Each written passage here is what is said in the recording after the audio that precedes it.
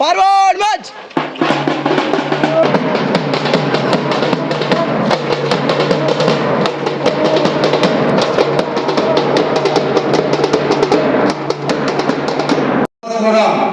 సమాజానికి ఏదో ఒకటి ఇచ్చిపోతే మాత్రమే మనము జీవితంలో చరిత్రలో రాయబడతామని చెప్పి తెలుసుకొని రిటైర్ అయి 15 సంవత్సరాలు అవుతుంది. అయినా ఇప్పటికీ సమాజ సేవ కోసమై పాటుపడుతున్న గొప్ప వ్యక్తి.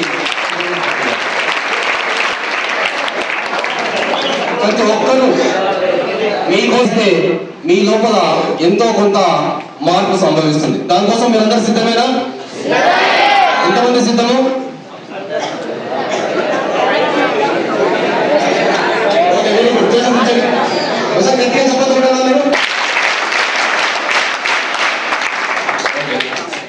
కొన్ని గుడ్లు పెట్టిందంట. ఒక సముద్రం ఒడ్డున ఒక తీతోపిట కొన్ని గుడ్లు పెట్టిందంట. ఆ సముద్రుడు కోపంతో ఆ గుడ్లను రోజు లాగేసుకుని పోయాడు. తీతోపిట గుడ్లు పెట్టాలి, సముద్రుడు లాగేసుకుని పోవాలి. కొన్ని రోజుల తర్వాత ఆ చిన్న తీతోపిటకు బాగా కోపం వచ్చిందంట. కోపం వచ్చి ఏమనుకుంటుందంట, ఈ సముద్రాన్ని నేను ఏదో విధంగా కప్పేసేయాలి. ఎందుకోసం అంటే నేను గుడ్లను పొదిగి నా యొక్క జనాభాను పెద్ద చేసుకోవాలనుకున్నా, కానీ తీతోపిట ఈ సముద్రము నా యొక్క జాతిని అంతరించాలనుకున్నా కాబట్టి దీన్ని పూర్తిగా క్లోజ్ చేయాలని డిసైడ్ అవుతాడు.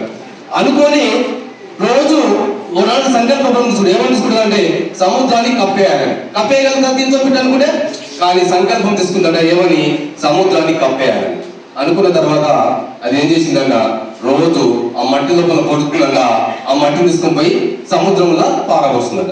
రోజు చాలా రోజులు కంటిన్యూ చేస్తున్నారు తను తన కుటుంబ పరివారం మొత్తం కలిసి. కానీ సముద్రానికి కూడా ఎటువంటి ఆటంకం జరగలేదు. ఇది చూసి తన యొక్క పక్షి జాతి మొత్తం ఆలోచన చేసిందట, అదే నా పక్షి ఒక్కటి ఏమో చేస్తుంది, ఏమో జరిగింది కాబట్టి నేను కూడా సహాయం చేయాలని చెప్పి ఆ పక్షులన్నీ కలిసి కూడా తనకు సహాయకారిగా చేరి అన్ని పక్షుల పక్కన ఉన్న మట్టి లోపల పడడం, ఆ మట్టిని తీసుకొని రావడము, మళ్ళీ సముద్రంలో వేయడం జరుగుతుంది.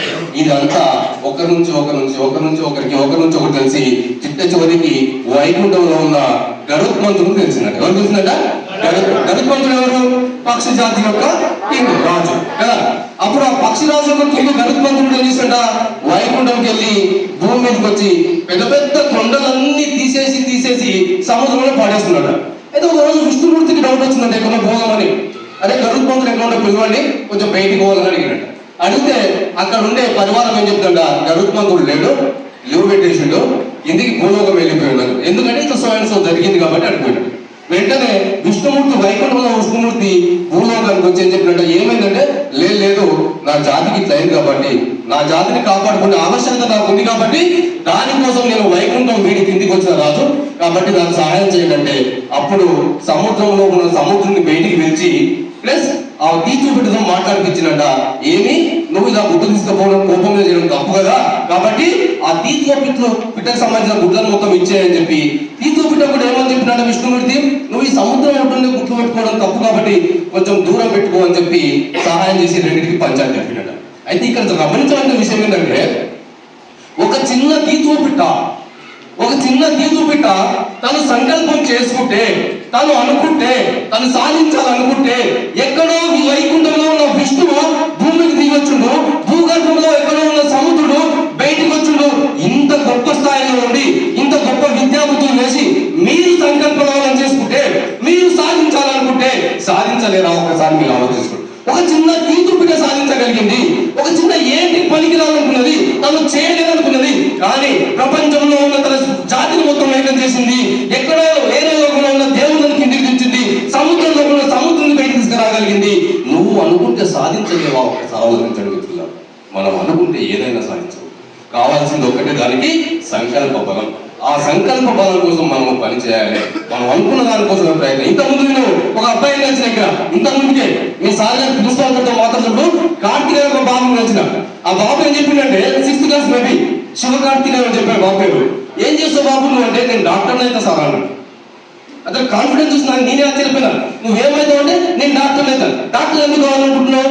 లేదు సార్, మా ఊళ్ళో నేను బాలనగర్ తిరుమలపూర్ మా ఊరు, ఆ ఊళ్ళో అందరికీ జ్వరాలు వస్తాయి సార్, రోగాలు వస్తాయి సార్, నేను కాపాడడానికే డాక్టర్ అయితే సార్. అది నువ్వు 6th క్లాస్ ఎలా డాక్టర్ అవుతున్నావు బాబు ఇప్పుడు అంటే, తప్పనిసరిగా. వారి కోసం నువ్వేం చేసావు? నేను చదువుతున్నా సార్, నాకు 70% మార్క్స్ వస్తున్నాయి సార్, నేను ఇంకా కష్టపడతా సార్, రేపటి నాడు నేను డాక్టర్ అయి నా ఊరి ప్రజల కోసం సేవ చేయడానికి సిద్ధంగా ఉన్నాను సార్. ఈ రోజు యాక్షన్ తీసుకున్నాడు, ఈ రోజు ప్రయత్నం చేస్తున్నాడు, ఈ రోజు తన యొక్క లక్ష్యాన్ని గుర్తించుడు. ఆ లక్ష్యం కోసం రేపటి 10 సంవత్సరాల తర్వాత, రేపటి 20 సంవత్సరాల తర్వాత తన గ్రామ ప్రజలకు సేవ చేయాలని సంకల్పించుడు. అటువంటి సంకల్పం నువ్వు తీసుకుంటే తప్పనిసరిగా ఒక 10 సంవత్సరాల తర్వాత, ఒక 15 సంవత్సరాల తర్వాత గొప్ప యువకుడు అయితే, గొప్ప నాయకుడు అయితే, గొప్ప హీరో అయితే, నువ్వు ఏదైతే కావాలనుకుంటున్నావో అది కాగలిగే శక్తి నీ లోపలికి వస్తుంది. అటువంటి గొప్ప శక్తి నీకు కావాలందా? ఒక మనిషి అడిగిందా, ఏది గొప్ప passion? Which is the great profession? ఏది? టీచరా? కాదు. లాయర్? డాక్టరా? కాదు. ఇంజనీరా? కాదు. ఏది గొప్ప ప్రొఫెషన్ అంటే విచ్ ఇస్ యు ప్యాషనేట్. నువ్వు ఏదైతే ప్యాషన్ అనుకుంటున్నావో, you are a teacher is a passionate, that is a great profession. You are a లాయరా, నువ్వు అది గ్రేట్. నువ్వు ఏదైతే కావాలని ప్యాషన్ అనుకుంటావో అదే గొప్ప ప్రొఫెషన్ అవుతుంది. ఆ ప్రొఫెషన్ కోసం నువ్వు పనిచేసినాడే గొప్పవాడి అవుతుంది, గొప్ప మహానీయుడు. కాబట్టి నువ్వు కావాలనుకున్నది ప్యాషనేట్ గా చేసుకో. నువ్వు ఏది కావాలనుకున్నావో అది నువ్వు గొప్పదానిగా ఊహించుకో. నువ్వు కావాలనుకున్న దానికోసమే ప్రయత్నం చెయ్యి. ఎవరో పక్క వాళ్ళని చూసి నువ్వు ప్రయత్నం చేస్తే ఎట్టి పరిస్థితుల్లో పెయిన్ లేదు అని చెప్పి ఆ మహానుభావుడు చెప్పుడు. ఈ రోజు మెయిన్ గా యాంటీ నార్కోటిక్స్ కాబట్టి దానిపైన నాకు మేడం గారు ఒక ఆర్టికల్ టైం ఇచ్చారు కాబట్టి నేను అంత లోపల ఎక్కువ చేసుకుంటాను. కాబట్టి మన విద్యార్థుల లోపల మెయిన్ గా మన శరీరం లోపల మీకు అందరికీ సైన్స్ టీచర్ చెప్తుంటది, మెయిన్ గా కావాల్సింది డోపామైన్. మన శరీరానికి ఉత్పత్తి చేసేది డోపామైన్ అండ్ ఆక్సిటోసిన్, సెరిటోన్. ఈ యొక్క హార్మోన్స్ ఎప్పుడైతే రిలీజ్ చేసావో మనకు తెలియకుండా మనము హ్యాపీగా మూవ్. అయితే ఈ డ్రగ్స్ అనేటివి చాలా రకాలు ఉంటాయి. సింథటిక్ డ్రగ్స్ ఉంటాయి, ఆర్గానిక్ డ్రగ్స్ ఉంటాయి. ఈ డ్రగ్స్ ఏ డ్రగ్ అయినా సరే మా జ్ఞాపకం విద్యార్థులకి ఎస్పెషల్లీ అబ్బాయిలకు చాలా అవసరము. డ్రగ్స్ అనేటివి ఎటువంటివి అంటే ఎంత ఘోరమైందంటే ఒక చిన్న ఎగ్జాంపుల్ చెప్తా. మనం చిన్న అబ్బాయి మన ఇంట్లో వాళ్ళ ఫాదర్ ఏం చేస్తాడంటే డైలీ ఒక చిన్న పిప్పర్మెంట్ తీసుకొస్తాడు, నిమ్మ పులుసు గోళీ లాంటి ఒక చిన్న గోళీ తీసుకొస్తాడు. అయితే ఆ పాప ఏం చేస్తుంది, వాళ్ళ డాడీ ఆఫీస్కి వెళ్ళి ఇంటికి కొడుకు వస్తున్నప్పుడు పాప పరిగెత్తుకుంటూ అడ్డం పోయి ఏం చేస్తుంది, ఆ ట్యాబ్ ఆ గోళీ ఇప్పించుకుంటుంది. ఇప్పుడు అమ్మాయి ఎలా ఉంటుంది, చిన్నగా హ్యాపీగా ఫీల్ అవుతుంది, అంతేనే కదా, చాలా హ్యాపీగా ఫీల్ అవుతుంది. కానీ ఒక 2 రోజులు, 3 రోజులు, 4 రోజులు, 5 రోజులు, 6 రోజులు, ఇలా ఒక 10 రోజుల తర్వాత ఏమైందంటే అమ్మాయికి ఆ గోళీ మీద ఇంట్రెస్ట్ తగ్గిపోతా ఉంటుంది. ఎందుకంటే డైలీ అదే రకం గోళీ ఇస్తుంది కాబట్టి అమ్మాయికి కొంచెం ఇంట్రెస్ట్ అవ్వదు. ఏం ఆలోచన చేస్తుంది, జర మంచి చాక్లెట్ ఇస్తే బాగుండు మా డాడీ అనుకుంటుంది లేదా పాప. మళ్ళీ కొన్ని రోజుల తర్వాత ఫాదర్ కూడా ఏం చేసినట్టే ఒక 5 రూపీస్ 5 స్టార్ చాక్లెట్ తీసుకొచ్చినప్పుడు మళ్ళీ ఏమవుతుంది, గోళీ కన్నా కొంచెం పెద్దది ఇది కాబట్టి ఆ అమ్మాయి కూడా ఏమనుకుంటుంది, ఒక 5 రూపీస్ చాక్లెట్ తెచ్చింది కాబట్టి ఇంకా ఇంట్రెస్ట్ గా దాని మీద మళ్ళీ ఒక 10-15 డేస్ అదే ఎప్పుడైతే ఆ 5 స్టార్ చాక్లెట్ మీద అమ్మాయికి ఇంట్రెస్ట్ ఉంటుంది. మళ్ళీ కొన్ని రోజుల తర్వాత ఏమవుతుంది, ఆ 5 స్టార్ చాక్లెట్ మీద కూడా తెలియకుండానే ఇంట్రెస్ట్ తగ్గిపోతుంది. అప్పుడు ఏమైందంటే ఒకటి 5 స్టార్ బార్ కావాలంటారు. బార్ అంటే 200 రూపీస్ ఉంటుంది కదా, ఆ బార్ మీద అంటే ఏ విధంగా అయితే ఒక అమ్మాయికి ఒక 15 రోజుల తర్వాత, ఒక 20 రోజుల తర్వాత, ఒక నెల తర్వాత, ఒక 2 నెలల తర్వాత తనకి ఇచ్చిన ఆ చాక్లెట్ పైన విముక్తి కలిగి, వద్దనిపించి విరక్తి కలిగి దానికన్నా ఎక్కువ కావాలి, ఇంకొన్ని రోజుల తర్వాత దానికన్నా ఎక్కువ కావాలనే ఆలోచన ఏ విధంగా వస్తుందో ఒక్కసారి నువ్వు డ్రగ్స్ వాడడం ప్రారంభిస్తే, ఒక్కసారి మళ్ళీ చెప్తున్న విద్యార్థులకు, ఒక్కసారి నువ్వు డ్రగ్స్ వాడడం ప్రారంభిస్తే నీ జీవితం లోపల చిట్ట చివరికి నీ అంతకు నువ్వు సూసైడ్ చేసుకొని చనిపోయే వరకు ఇంకా ఇంకా ఇంకా ఎక్కువ డోసు కావాలని చెప్పి నీ జీవితాన్ని విచ్ఛిన్నం చేసే ఏకైక శక్తి ఉండేది ఆ డ్రగ్. కాబట్టి డ్రగ్స్ దగ్గరికి ఎట్టి పరిస్థితుల్లో కూడా పోవద్దు.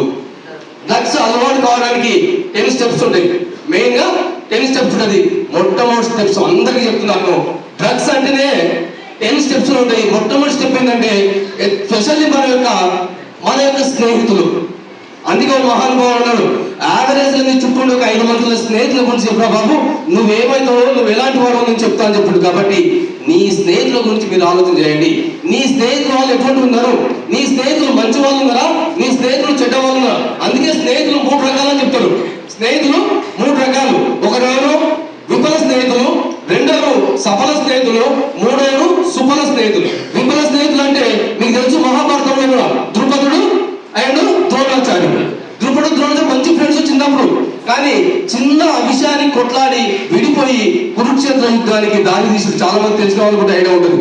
ఎక్కువ స్పీడ్ అని చెప్తున్నా కాబట్టి మేడం టైం లేదు కాబట్టి షార్ట్ గా చెప్తున్నా. రెండోది విఫల స్నేహితులు. విఫల స్నేహితులు అంటే సుఫల స్నేహితులు. వీళ్ళు బాగానే ఉంటారు. ఎలా అంటే కర్ణుడు దుర్యోధనుడు వీళ్ళు మంచి ఫ్రెండ్సే, కానీ వాటి నుంచి ప్రపంచానికి ఎటువంటి ఉపయోగం లేదు. మూడో వ్యక్తులు ఏంటంటే సుఫల స్నేహితులు. వీళ్ళు చాలా గొప్ప వాళ్ళు, కృష్ణార్జునులు. వీరి యొక్క స్నేహము ప్రపంచానికి మార్గనిర్దేశమైంది. వీరి యొక్క స్నేహము తన చుట్టూ ఉన్న వాళ్ళతో కాదు, ఈ ప్రపంచానికి ఎన్నో విషయాలు నేర్పించింది. గీత లాంటి మా భగవద్గీతను అందించింది. ప్రపంచంలో ఎన్నో మార్గనిర్దేశం. కాబట్టి నీ యొక్క స్నేహితులు ఎలా ఉండాలంటే విఫల స్నేహితులు, సఫల స్నేహితులు కాదు, సుఫలం కావాలి. నీ స్నేహితుల ద్వారా నీకు పేరు రావాలి, నీ ద్వారా నీ స్నేహితులకు పేరు రావాలి. అటువంటి స్నేహితులను సెలెక్ట్ చేసుకో. అలాంటి స్నేహితులు ఎప్పుడైతే వస్తారో నీకు మంచి స్నేహితులు ఇచ్చినప్పుడు మంచి అలవాట్లు వస్తాయి. నీ మంచి అలవాట్ల కోసము నీ స్నేహితులను మంచి వాళ్ళని చేసుకోవాలి. రెండోది, నీకు స్నేహితులు ఎప్పుడైతే మంచి స్నేహితులు లేకుంటారో, చెడు స్నేహితులు ఎప్పుడైతే అలవాటైతారో ఆ చెడు స్నేహితుల నుంచి నీకు సెకండ్ వచ్చేదంటే ఫోర్నోగ్రఫీ. నీకు తెలియకుండా ఫోన్ అడిక్ట్ అవుతావు. ఫోన్ ఎలా అడిక్ట్ అవుతారు అంటే వెరీ డేంజర్. ఇంతకుముందు నేను ప్రిన్సిపల్ సార్ గారు చెప్పారు, చాలా బాధ అనిపించింది. ఏం చెప్పారంటే, లేదు సార్ ఇక్కడ స్కూల్తో పాటు ఒక పోలీస్ స్టేషన్ కూడా ఏర్పాటు చేస్తే బాగుంటుందని చెప్పారు. నిజంగా చాలా బాధ అనిపించింది. ఎందుకంటే మన ఉపాధ్యాయులు అనేవాళ్ళు మనకు మార్గనిర్దేశకులు.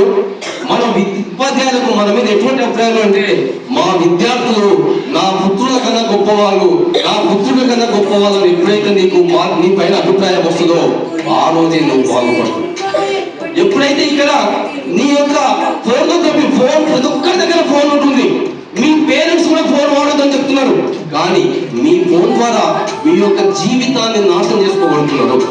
ఎంత ఘోరమైన అలవాటు వస్తాయంటే, ఫోటోగ్రఫీ ఎప్పుడైతే నీకు అలవాటు అవుతుందో, ఫోన్లో ఉన్న బ్యాడ్ ఇంప్రెషన్స్ నీ పైన ఎప్పుడైతే పడతాయో నీ జీవితానికి నువ్వే చరమగీతం పాడుకుంటున్నావు. కాబట్టి మై డియర్ ఫ్రెండ్స్, ఒక్క ఫోన్ గురించి ఒక మాట చెప్తున్నా. ఈ రోజు అందరూ ఒకసారి చేతులు లేకపోతే పైకి ఇలా ముందుకు పెట్టుకోండి, ఇలా అనుకోండి ఒకసారి. ఎలా ఉన్నాయి? స్మూత్ ఉన్నాయి. ఎందుకోసం తెలుసా? ఫోన్ పైకి అని అని అని అని వేలు కింద మొత్తం పోయిన సగం కూడా. కాబట్టి దయచేసి ఇటువంటి పని ఎవరు కూడా చేయదు. ఎప్పుడైతే నీకు ఫోన్ అలవాటు అవుతుందో నెక్స్ట్ మనం ఏడిపోతామంటే స్మోకింగ్. ఇవన్నీ ఎవరి నుంచి వస్తాయి? మనకు ఫ్రెండ్స్ నుంచి వస్తాయి. ఏడిపోతాం నెక్స్ట్ స్మోకింగ్ అలవాటు అవుతుంది. స్మోకింగ్ ఎవరు చేపిస్తారు? స్మోకింగ్ చాలా బాగుంటుంది, రింగులు ఇవ్వచ్చు, గ్రేట్ గా ఫీల్ కావచ్చని చెప్పి నీ స్నేహితుడే, నీ పక్కవాడే నీకు చెడు సాహసం చేపిస్తాడు మై డియర్ ఫ్రెండ్స్. కాబట్టి స్మోకింగ్ దూరం ఉండండి. నెక్స్ట్ స్మోకింగ్ తర్వాత ఏం అలవాటు? ఆల్కహాల్. ఎవరు చెప్పింది? ఆల్కహాల్. ఏం అలవాటు అవుతుంది? ఆల్కహాల్. ఆల్కహాల్ తర్వాత ఏం అలవాటు అవుతుంది? గాంజా. ఏం అలవాటు అవుతుంది? గాంజా తర్వాత ఏం అలవాటు అవుతుంది? డ్రగ్స్ తర్వాత ఏం అలవాటు అవుతుంది? డ్రగ్స్ లోపలనే సింథటిక్ డ్రగ్స్, ఇంజెక్షన్ డ్రగ్స్ అలవాటు. ఇంతమంది చెప్పాను కదా, ముందు చాక్లెట్ అడుగుతాము, చాక్లెట్ తర్వాత అది ఇష్టం ఉండదు, తర్వాత ఏమడుగుతాము? 5 స్టార్ అడుగుతాము. 5 స్టార్ తర్వాత అనిపిస్తుంది 5 స్టార్ బాగా కావాలనిపిస్తుంది. ఆ తర్వాత ఏమనిపిస్తుంది? ఇంకో. అంటే ఈ డ్రగ్స్ కూడా ఎలా అంటే 4 రకాలుగా వాడతాము. ఒకటి నోటి ద్వారా, రెండోది ముక్కు ద్వారా, నాలుగోది ఇంజెక్షన్స్ ద్వారా. ఇలా మెయిన్ గా ఈ డ్రగ్స్ కూడా ఎప్పుడైతే నువ్వు ఫస్ట్ నోటి ద్వారా వాడిన తర్వాత కొన్ని రోజుల తర్వాత ఏమైందంటే నోటి ద్వారా కూడా మనకు సాటిస్ఫై కాక ముక్కు ద్వారా గుంజాలని చూస్తాడు. ఈ 2 తర్వాత కూడా ఇంకొన్ని రోజుల తర్వాత ఏమైందంటే సరిపోదు, ఈ డోస్ అనేది సరిపోక తర్వాత ఏం చేస్తుంటాను? మళ్ళీ ఇంజెక్షన్ తీసుకుంటాము. ఎప్పుడైతే ఈ మొత్తము జరగడానికి నీకు ఎక్కువ టైం పడుతుంది అనుకుంటారు చాలా మంది, కానీ 1 సంవత్సరం లోపలే ఇదంతా జరిగిపోతుంది. కాబట్టి దయచేసి మళ్ళీ చెప్తున్నాను, మీరు ఇటువంటి అలవాట్లకు దూరంగా ఉండండి. అందుకే డ్రగ్స్ అంటే ఏంటంటే 5 మాటలు. డ్రగ్స్ అంటే DRUGS. డ్రగ్స్ అంటే ఏంటి? DRUGS. డి ఫర్ డ్రగ్స్ అంటే ఏంటి? Don't start. ఎట్టి పరిస్థితుల్లో మీరు స్టార్ట్ చేయొద్దు. డ్రగ్స్ గురించి ఆలోచన చేయొద్దు. ఎవరైనా నేను డ్రగ్స్ తీసుకోవాలని చెప్తే వెంటనే వాళ్ళతో చెప్పాలి, ఇది మాకు వద్దు, నేను తీసుకోవాలని చెప్పి గట్టిగా చెప్పే ధైర్యము మీకు ఉండాలి. రెండోది, refuse the drugs. Refuse the drugs. Drugs ఎట్టి పరిస్థితుల్లో మనం దగ్గరికి రానియొచ్చు. నెక్స్ట్ పీర్ ప్రెజర్స్, ఇది వచ్చేది డ్రగ్స్ మనకు అలవాటు అయ్యేది మన యొక్క సహచరుల నుండే, మన యొక్క స్నేహితుల నుండే, మన ఏజ్ గ్రూప్ వాళ్ళ నుండే, మన యొక్క మిత్రుల నుండే. కాబట్టి ఎవరైతే ఈ పీర్ ప్రెజర్ ఉంటుందో, మన యొక్క స్నేహితుల ప్రెజర్ ఉంటారో, వాళ్ళు డ్రగ్స్ గురించి కానీ, ఆల్కహాల్ గురించి కానీ, స్మోకింగ్ గురించి కానీ, ఓపియం గురించి కానీ, లేదా ఇంకేంటో MDMA నుంచి కానీ ఏది వాడాలని చెప్పినా వెంటనే మీ యొక్క ప్రిన్సిపాల్ గారు కానీ లేదా మీ లెక్చరర్స్ కానీ వెంటనే వారికి చెప్పాలి. కాబట్టి ఇంకోటి లాస్ట్ ఏంటంటే S means say no, stay strong. ఎప్పుడైతే నో చెప్పడానికి స్ట్రాంగ్ ఉంటారో, నో చెప్పడం చాలా ఇంపార్టెంట్. కాబట్టి ఎవరైనా సంబంధించిన స్మోక్ చేయాలని చెప్తే వాళ్ళకు వెంటనే ఏం చెప్పాలి? నో అని చెప్పాలి, తప్పనిసరిగా నో. ఇవన్నీ బాగుపోవాలంటే మనకు కావాల్సింది గోల్ సెట్టింగ్ ఉండాలి. తప్పనిసరిగా నీకు ఒక గోల్ అంటూ ఉంటే ఆ గోల్ కోసమే నువ్వు పనిచేస్తావు. కాబట్టి ఈ గోల్ కోసం మెయిన్ కావాల్సింది ఏంటంటే 5 Ds ఉండాలి. ఏముండాలి? 5 Ds ఉండాలి. ఫస్ట్ ఏంటంటే డిసిజన్ తీసుకున్న మేకింగ్ ఉండాలి అందరికి. నువ్వు ఏం కావాలో అనేది ఈ రోజే డిసైడ్ కావాలి, ఈ రోజే నువ్వు డిసైడ్ కావాలి ఫస్ట్. నెక్స్ట్ డైరెక్షన్, ఎటువంటి డైరెక్షన్ ఉండాలి?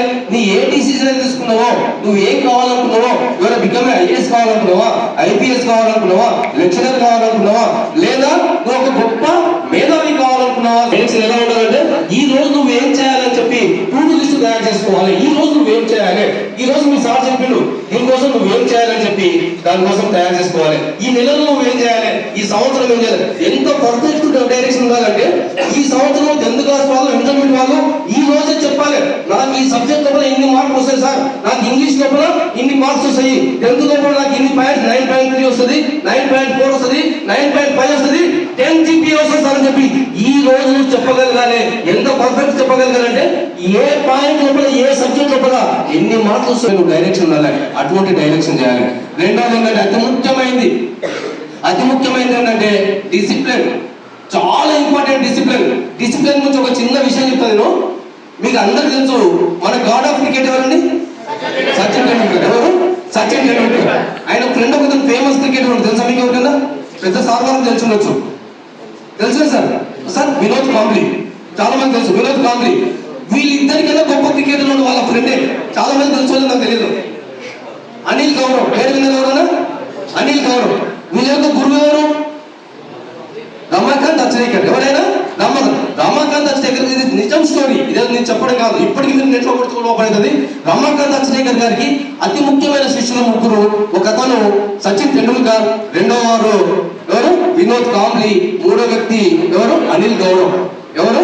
అనిల్ గౌరవ్. వీళ్ళ ముగ్గురు లోపల అతి ముఖ్యమైన ప్లేయర్ అంటే చాలా మంది తెలియకపోవచ్చు, ఇప్పటికీ ముంబైలో కూడా తిరుగుతుంటాడు అనిల్ గౌరవ్. ఇతను ఎంత గొప్పడంటే ఇవాళ సచిన్ వాడే ప్రతి టెక్నిక్ షాట్స్ కూడా ఆ రోజు ముంబై గ్రౌండ్ లో వాడే ఏకైక క్రికెట్ ప్లేయర్ అనిల్ గౌరవ్. అయితే దురదృష్టవశాత్తు అనిల్ గౌరవ్ కు కొన్ని బ్యాడ్ హ్యాబిట్స్ వచ్చినాయి. ఏంటంటే స్మోకింగ్, ఇంతకుముందు చెప్పినట్టు స్మోకింగ్ హ్యాబిట్ కానీ, డ్రింకింగ్ హ్యాబిట్స్ కానీ, లేదా డ్రగ్స్ హ్యాబిట్స్ కానీ వచ్చి ఏమైందంటే తన జీవితాన్ని మొత్తం నాశనం చేసుకొని ఈ రోజు ముంబై వీధుల లోపల మామూలు సాధారణ జీవితం గడుపుతున్నాడు. డిసిప్లిన్ లేకుండా సాధారణ జీవితం గడుపుతున్న జీవితాన్ని నాశనం చేసుకున్నాడు. రెండో వ్యక్తి Vinod Kambli. Vinod Kambli international cricket matches కూడా ఆడిండు. కానీ కొన్ని తప్పులు చేయడం ద్వారా, కొన్ని తప్పులు అంటే ఎప్పుడైతే నార్కోటిక్స్ కి అలవాటైందో, డ్రగ్స్ కి అలవాటైందో తన జీవితాన్ని మధ్యలో క్లోజ్ చేసుకొని తన అంత పెద్ద అంతర్జాతీయ స్థాయి క్రికెట్ ప్లేయర్ కూడా తన జీవితాన్ని నాశనం చేసుకుంటూ ఎటువంటి అలవాట్లు లేకుండా టీచర్ చెప్పినట్టు వింటూ తన రమాకాంత్ అచ్చయ్య గారు ఏది చెప్తే దాన్ని శాసించి ఆయన శాసించిందంటే దాన్ని ఫాలో చేసి ఏకైక వ్యక్తి సచిన్ టెండూల్కర్. అంత గొప్ప వ్యక్తిలాగా, అంత గొప్ప వ్యక్తి ఆ విధంగా ఏంటంటే ఒకటి కారణం, అది ఆయన టీచర్కు ఇచ్చిన విలువ మాత్రమే. మీ టీచర్కు మీరు ఎప్పుడైతే విలువిస్తారో, మీ ఉపాధ్యాయులకు ఎప్పుడైతే మీరు విలువిస్తారో ఆ రోజే మీరు కూడా మరొక సచిన్ టెండూల్కర్ కాగలుగుతారు. లాస్ట్ ది ఏంటంటే టైం బాండ్. నెక్స్ట్ ఏంటంటే లాస్ట్ వన్ అంటే టైం బాండ్. మీరు ఏదైతే కావాలనుకుంటే ఒక టైం బాండ్ పెట్టుకోవాలి. ఏ టైం లోపల మీరు అచీవ్ కాగలుగుతారు. అది 1 year లోపల అవుతారా, 2 years అవుతారా, 10 years? అఫ్ కోర్స్ ఇవన్నీ IPS వాళ్ళు పెట్టుకున్నామండి, ఒక ఫిక్స్ పెట్టుకోవాలి. మీరు బ్రెయిన్ లోపల యాజ్ ఏ మీరు IPS అయితే ఏ విధంగా ఉంటారో ఈ రోజు ఊహించుకోవాలి. యాజ్ ఏ IPS అయితే మీరు ఏం చేయగలుగుతారు, ఏం చేయాలనుకుంటారు అనేది మీకు తెలిసి ఉండాలి. ఇటువంటి గోల్స్ పెట్టుకుంటే ఈ 5D ఫాలో చేస్తే మీరు గొప్ప వాళ్ళు కాగలుగుతారు. నెక్స్ట్ వన్ ఈ యాంటీ నార్కోటిక్స్ లోపల మీరు ఎప్పుడైతే ఇవి వస్తాయో మీకు దాదాపు అన్ని విధాల ఫైనాన్షియల్ గా లాస్ అవుతారు. ఎప్పుడైతే మీరు ఫైనాన్షియల్ టోటల్ గా కొలాప్స్ అయిపోతారు, మీ జీవితము ఇంకా థెఫ్ట్ దొంగతనాలు చేయడానికి అలవాటు పడతారు. చేయని తప్పంటూ లేదు. మీ జీవితాల్లో పూర్తిగా సర్వనాశనం కావడానికి మీరు ఒకే ఒక అలవాటు డ్రగ్స్. కాబట్టి మీ జీవితం సుఖశాంతులతో ఉండాలంటే ఈ డ్రగ్స్ కు దూరంగా ఉండాలని తెలియజేస్తున్నాను. ఇంకొకటి, ఒక మంచి 5 మెంబర్స్ హీరోస్ గురించి చెప్తాను నేను. ఎవరికి ఎంతమంది హీరోస్ ఇష్టం? ఎవరు? ప్రభాస్, ఇంకా అల్లు అర్జున్, ఇంకా ఎన్టీఆర్, ఇంకా రామ్ చరణ్, ఇంకా గట్టి చెప్పాలి శ్రీచరణ్, చిరంజీవి. నాకు నచ్చిన 5 మంది హీరోస్ చెప్తాను. నాకు నచ్చిన 5 మంది హీరోస్ గురించి చెప్తాను. నాకు నచ్చిన 5 మంది. ఫస్ట్ మొట్టమొదటి హీరో రైతు. ఎవరు? ఈ హీరో నచ్చని వాళ్ళు ఎవరు చేతులు చెప్పండి. రైతు నచ్చని. ఏ కాలమైనా, వర్షం వచ్చినా, ఎండ కొట్టినా, ఏది ఏమైనా తన జీవితాన్ని పూర్తిగా పండినా పండకున్నా, లాభం వచ్చినా రాకున్నా తన జీవితాన్ని పూర్తిగా ప్రపంచానికి అంకితం చేసి ఈ రోజు మన 5 ఏళ్ళు మన నోటులోకి పోతున్నాయంటే దానికి కారణం ఆ రైతే. కాబట్టి ఆయన ఒకసారి గట్టిగా చప్పట్లు కొట్టండి. తన ఫ్యామిలీని పూర్తిగా వదిలిపెట్టి సియాచిన్ కొండల్లో, మంచు కొండల లోపల తన ప్రాణాలను అర్పించి ఏ ఒక్క దేశం శత్రుదైన్యాన్ని మన దేశంలో రాకుండా కాపాడుతూ ఈ రోజు ఇంత హ్యాపీగా ఇలా మనం కూర్చున్నామంటే అది ఆయన పుణ్యమే. కాబట్టి అటువంటి వాళ్ళ పాదాలకు నమస్కరిస్తూ గట్టిగా చెప్పకూడదు. ఈ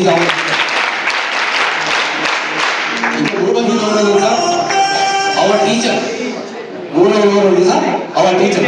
అయితే ఒక టీచర్ గురించి ఒక చిన్న స్టోరీ చెప్తాను అండి.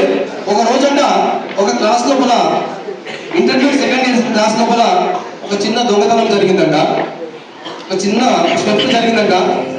ఆ క్లాస్ లోపల ఆ అబ్బాయి ఒక 1000 రూపీస్ తెచ్చుకున్నాడ బ్యాగ్ లో. అయితే ఆ అబ్బాయి 1000 రూపీస్ ఎవరో దొంగిలించారు ఆ క్లాస్ లోపల. ఆ క్లాస్ టీచర్ కు ఆ అబ్బాయి చెప్తున్నాడు, సార్ మా క్లాస్ లోపల నేను 1000 రూపీస్ మా డాడీ ఇచ్చిపోయిండు, నేను బ్యాగ్ లో పెట్టుకున్నా, 1000 రూపాయలు దొంగతనం జరిగింది సార్, నాకు చాలా అవసరం సార్, నేను ఫీజు కట్టాలి ఆ డబ్బులు, మా డాడీ చాలా కష్టపడి ఇచ్చింది సార్ ఆ డబ్బులు, కాబట్టి నా డబ్బులు ఇప్పించాను సార్. ఆ టీచర్ చాలా మంచోడు. ఆ టీచర్ కూడా ఏం చెప్తున్నాడా, బాబు ఎవరన్నా మీరు డబ్బులు తీస్తే ఆ బాబు 1000 రూపాయలు ఇచ్చేయండి అని చెప్పి. కానీ మనం ఎవరు ఏం చెప్పి దొంగతనం చేసిన అబ్బాయి కూడా గ్రౌండ్ చెప్తే నా ఎజ్జెట్ పోతుందేమో, చెప్తే ఇంతమందిలో నేను దొంగతనం అయితేనేమో చెప్పి ఆ బాబు చెప్పలేదంట. కానీ ఆ టీచర్కి ఒక ఆలోచన తెలియకుండా అందరూ మీరు కచ్చి చూసి కళ్ళ గంటలు కట్టుకోండి అని చెప్పిందంట. చెప్పిన తర్వాత అన్ని బ్యాగులు సెర్చ్ చేసి ఆ 1000 రూపాయలు తీసి ఎవరో ఆ అబ్బాయికి ఇచ్చేసినాడు. దొంగతనం చేసిన అబ్బాయి ఏమనుకుంటున్నా, అమ్మా నేను సేఫ్ సైడ్ అయిపోయి, లేకపోతే నా ఇజ్జత్ ఇంతమందిలో క్లాస్ లో 100 మందిలో నా ఇజ్జత్ సార్, నా ఇజ్జత్ కాపాడు, నా జీవితంలో ఇలా దొంగతనం చేయొద్దు, నేను కష్టపడి చదువుకోవాలి, గొప్పవానికి కావాలని ఆ రోజు డిసైడ్ అన్నది ఆ బాబు. కొన్ని సంవత్సరాలు అయిందంట. నిజంగా ఆ బాబు ఆ రోజు ఏ విధంగా డిసైడ్ అయ్యిందో, బాగా కష్టపడి చదివిందంట, గొప్పగా చదివిందంట. ఎంత గొప్పగా చదివిందంటే సివిల్స్ కి ఏం చేసినట్ట బాబు, అంటే ఒక IAS ఆఫీసర్ అయ్యాడు. ఆ రోజు ఆ టీచర్ నా ఇజ్జత్ కాపాడు కాబట్టి నా జీవితంలో మళ్ళీ గొప్పవాడిని అయిన తర్వాతనే ఆ సార్ను కలవాలి, నేను చేసిన తప్పు ఒప్పుకోవాలి, ఆ సార్ పాదాలు మేమని నా కన్నీళ్ళ చేత పాదాలు కడగాలి, సార్ నేను తప్పు చేసిన సార్ ఆ రోజు ఇంకెప్పుడు చేయదని చెప్పాలి. అంటూ ఉంటే నేను ఆ సార్ను కలవద్దు అని చెప్పి డిసైడ్ అయ్యి తను సివిల్స్ క్లియర్ చేసి ఒక 20 సంవత్సరాల తర్వాత ఆ సార్ దగ్గర పోదామనుకుంటే అప్పటి వరకు ఆ టీచర్ రిటైర్ అయ్యాడు. రిటైర్ ఒక పల్లెటూరు ఉన్నారంట. అదృష్టం కొద్దీ ఆ అబ్బాయి కూడా ఆ జిల్లాకి కలెక్టర్ గా పోస్టింగ్ పడ్డాడు. ఆ టీచర్ దగ్గర పోయిందట, పోయి ఫ్లవర్ బొకే షాల్ తీసుకుపోయి ఆ సార్ దగ్గర పోయి షార్కు పూలమాల వేసి షాల్ కప్పి కాలం మీద పడ్డాడట. సార్ గుర్తుపట్టలేదంట బాబును, ఎందుకంటే 20 సంవత్సరాలు కదా బాబును వివరణ చెప్పిందట. ఏం చెప్పినట్ట, బాబు నేను గుర్తుపట్టంటే లేదు సార్, నేను అలానే ఇయర్ లోపల మీ స్టూడెంట్ సార్, ఇంటర్మీడియట్ సెకండ్ ఇయర్లో మీరు ఆ రోజు నా ఇజ్జత్ కాపాడారు సార్. నిజంగా మీరు ఆ రోజు అలాని దొంగతనం చేసిన విద్యార్థి ఈ పాపే అని అంతమంది నాకు చెప్తే నేను చాలా ఫీల్ అయ్యాను సార్. నిజంగా దొరికితే నేను సూసైడ్ చేసుకుందాం అనుకున్నాను సార్, కానీ మీరు నన్ను కాపాడాడు సార్. ఆ రోజు నేను డిసైడ్ అయ్యాను సార్, నేను తప్పనిసరిగా ఒక గొప్ప స్థాయిలో ఎదగాలి. గొప్ప స్థాయిలో ఎదిగిన తర్వాత మిమ్మల్ని కలవాలని ఆ రోజు అనుకున్నాను సార్. అది సాధించాను సార్. ఈ రోజు ఇదే జిల్లాకు నేను మెజిస్ట్రేట్ గా డిస్ట్రిక్ట్ కలెక్టర్ వచ్చాను సార్. అందుకే సార్ మీ దగ్గరకు వచ్చా, మిమ్మల్ని సన్మానిస్తుంది సార్, మీ కాలు ముక్తా సార్. నాకు తప్పైంది సార్, ఆ తప్పును క్షమించమని నేను ఇప్పుడు అడగాలని డిసైడ్ చేశాను సార్ అని చెప్పి ఆ రోజు ఆ టీచర్ ఆశ్చర్యపోయినాడు. లేదు బాబు, నువ్వు దొంగతనం చేసిన విషయం నాకు తెలియదు, నిజంగా నాకు తెలియదు, నీకు అసలు విషయం తెలుసుకోలేదు, నువ్వు దొంగతనం చేసిన విషయం నాకు తెలియదు. ఎందుకంటే మీకు నేను కళ్ళు కట్టాను, నేను కూడా నా కళ్ళకు గంతలు కట్టుకొని అన్ని బ్యాగులు సెర్చ్ చేశాను, ఏ బ్యాగులు దొరికినా నాకు తెలియదు బాబు. ఎందుకోసం అలా చేశానంటే నువ్వు దొంగ అనే విషయం నాకు కూడా తెలియదు, నువ్వు దొంగ అనే విషయం నాకు తెలిస్తే కూడా నా మనసులో నీ మీద చెడు అభిప్రాయం ఉండదని చెప్పి తలచాలా చేసిందని చెప్పిండు. అంత గొప్ప మనసున్న వ్యక్తి ఎవరంటే మీ టీచర్.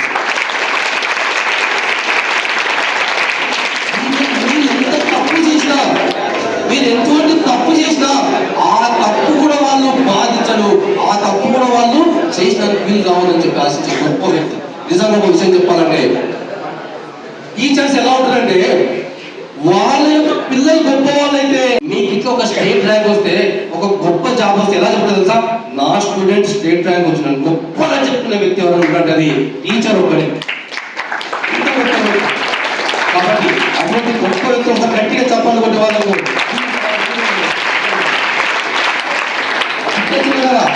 ఇద్దరు హీరోల గురించి చెప్పి నేను క్లోజ్ చేసుకుంటాను. ఒక హీరో మన నాన్న, ఒక హీరో మన నాన్న ఎంత గొప్ప అంటే నువ్వు ఎప్పుడూ లేవక ముందుకు నువ్వు పడుకొనే ఉంటావు, తను పనికి పోతాడు, నువ్వు పడుకున్న తర్వాత తను ఇంటికి వస్తాడు. నువ్వు పడుకునే ముందు తను ఎక్కడో పోతాడు, నువ్వు పడుకున్న తర్వాత ఇంటికి వస్తాడు. కానీ నీ యొక్క భారం మొత్తం మోసేది ఆయన్ని. కానీ దురదృష్టం ఏంటంటే అతనే మన విలన్, తండ్రి మన విలన్. ఎందుకోసం మన విలన్ అంటే బాధ్యతలు మోస్తుంది కాబట్టి మనను భయపెడుతుంటాడు. మీ బాధ్యతలు మోస్తుంది కాబట్టి మీరు ఎక్కడ తప్పు చేస్తారని చెప్పి గర్జిస్తుంటాడు, మిమ్మల్ని తిడుతుంటాడు, మిమ్మల్ని అవకాశం వస్తే అప్పుడప్పుడు పై చేయి కూడా చేసుకుంటాడు. ఎందుకోసం అంటే మీరు ఎక్కడ తప్పటడుగు చేస్తారో, మీరు ఎక్కడ మీ జీవితాన్ని నాశనం చేసుకుంటారో, మీరు ఎక్కడ మీ యొక్క భవిష్యత్తు మొత్తం భారంగా చేసుకుంటాడు, బాధపడి మిమ్మల్ని ఒక స్థాయిలో ఉంచాలని భయపెట్టిస్తున్నాడు. అందుకే ఆయన మనకు విలనైపోయింది. మీరు ఎప్పుడైనా ఆలోచించిన రోజులు మీకు ఒక బర్త్డే వచ్చిందంటే వెంటనే అప్పో సప్పు చేసి మీకు అన్ని డబ్బులు కూడబెట్టి మీకు కొత్త బట్టలు కొనుక్కుంటారు. కానీ సంవత్సరానికి ఒక్క జత బట్టలు కూడా కొనుక్కొని ఏకైక జీవి ఎవరంటే మన నాన్న. చాలా గొప్పవాడు. ఎంత గొప్పవాడంటే లోపల చిరిగిపోయిన బలి వేసుకుంటాడు, కట్టిన నుండి 100 సార్లు కడతాడు, కట్టిన చెట్టు ఇస్త్రీ చేసుకుని 100 ఫంక్షన్స్ చేసుకుంటాడు. కానీ మీకు మాత్రం నలిగిన చొక్కా లేకుండా చూసుకునే గొప్ప వ్యక్తి మీద. తను భిక్ష దొరుకుతాడు, తను వ్యవసాయం చేస్తాడు, తను ఉద్యోగం చేస్తాడు, తన జీవితాన్ని ఎంత నరకయాతన చేసుకున్నా సరే, తన జీవితాన్ని ఏ విధంగా నాశనమైనా సరే మీకు మాత్రం బంగారు భవిష్యత్తు కావాలనుకుంటున్న గొప్ప వ్యక్తి మీద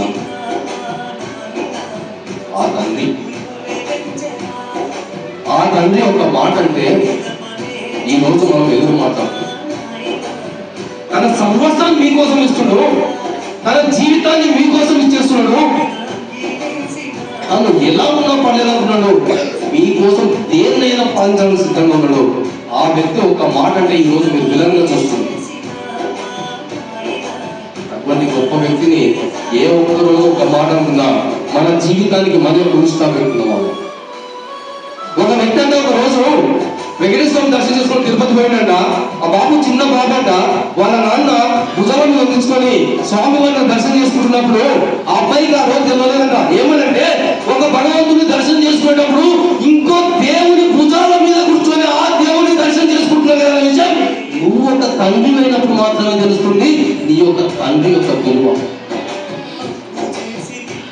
తండ్రి లేని వాళ్ళని అడగండి తండ్రి యొక్క గొప్ప విలువతో నీకు. తండ్రి లేని వాళ్ళని అడగండి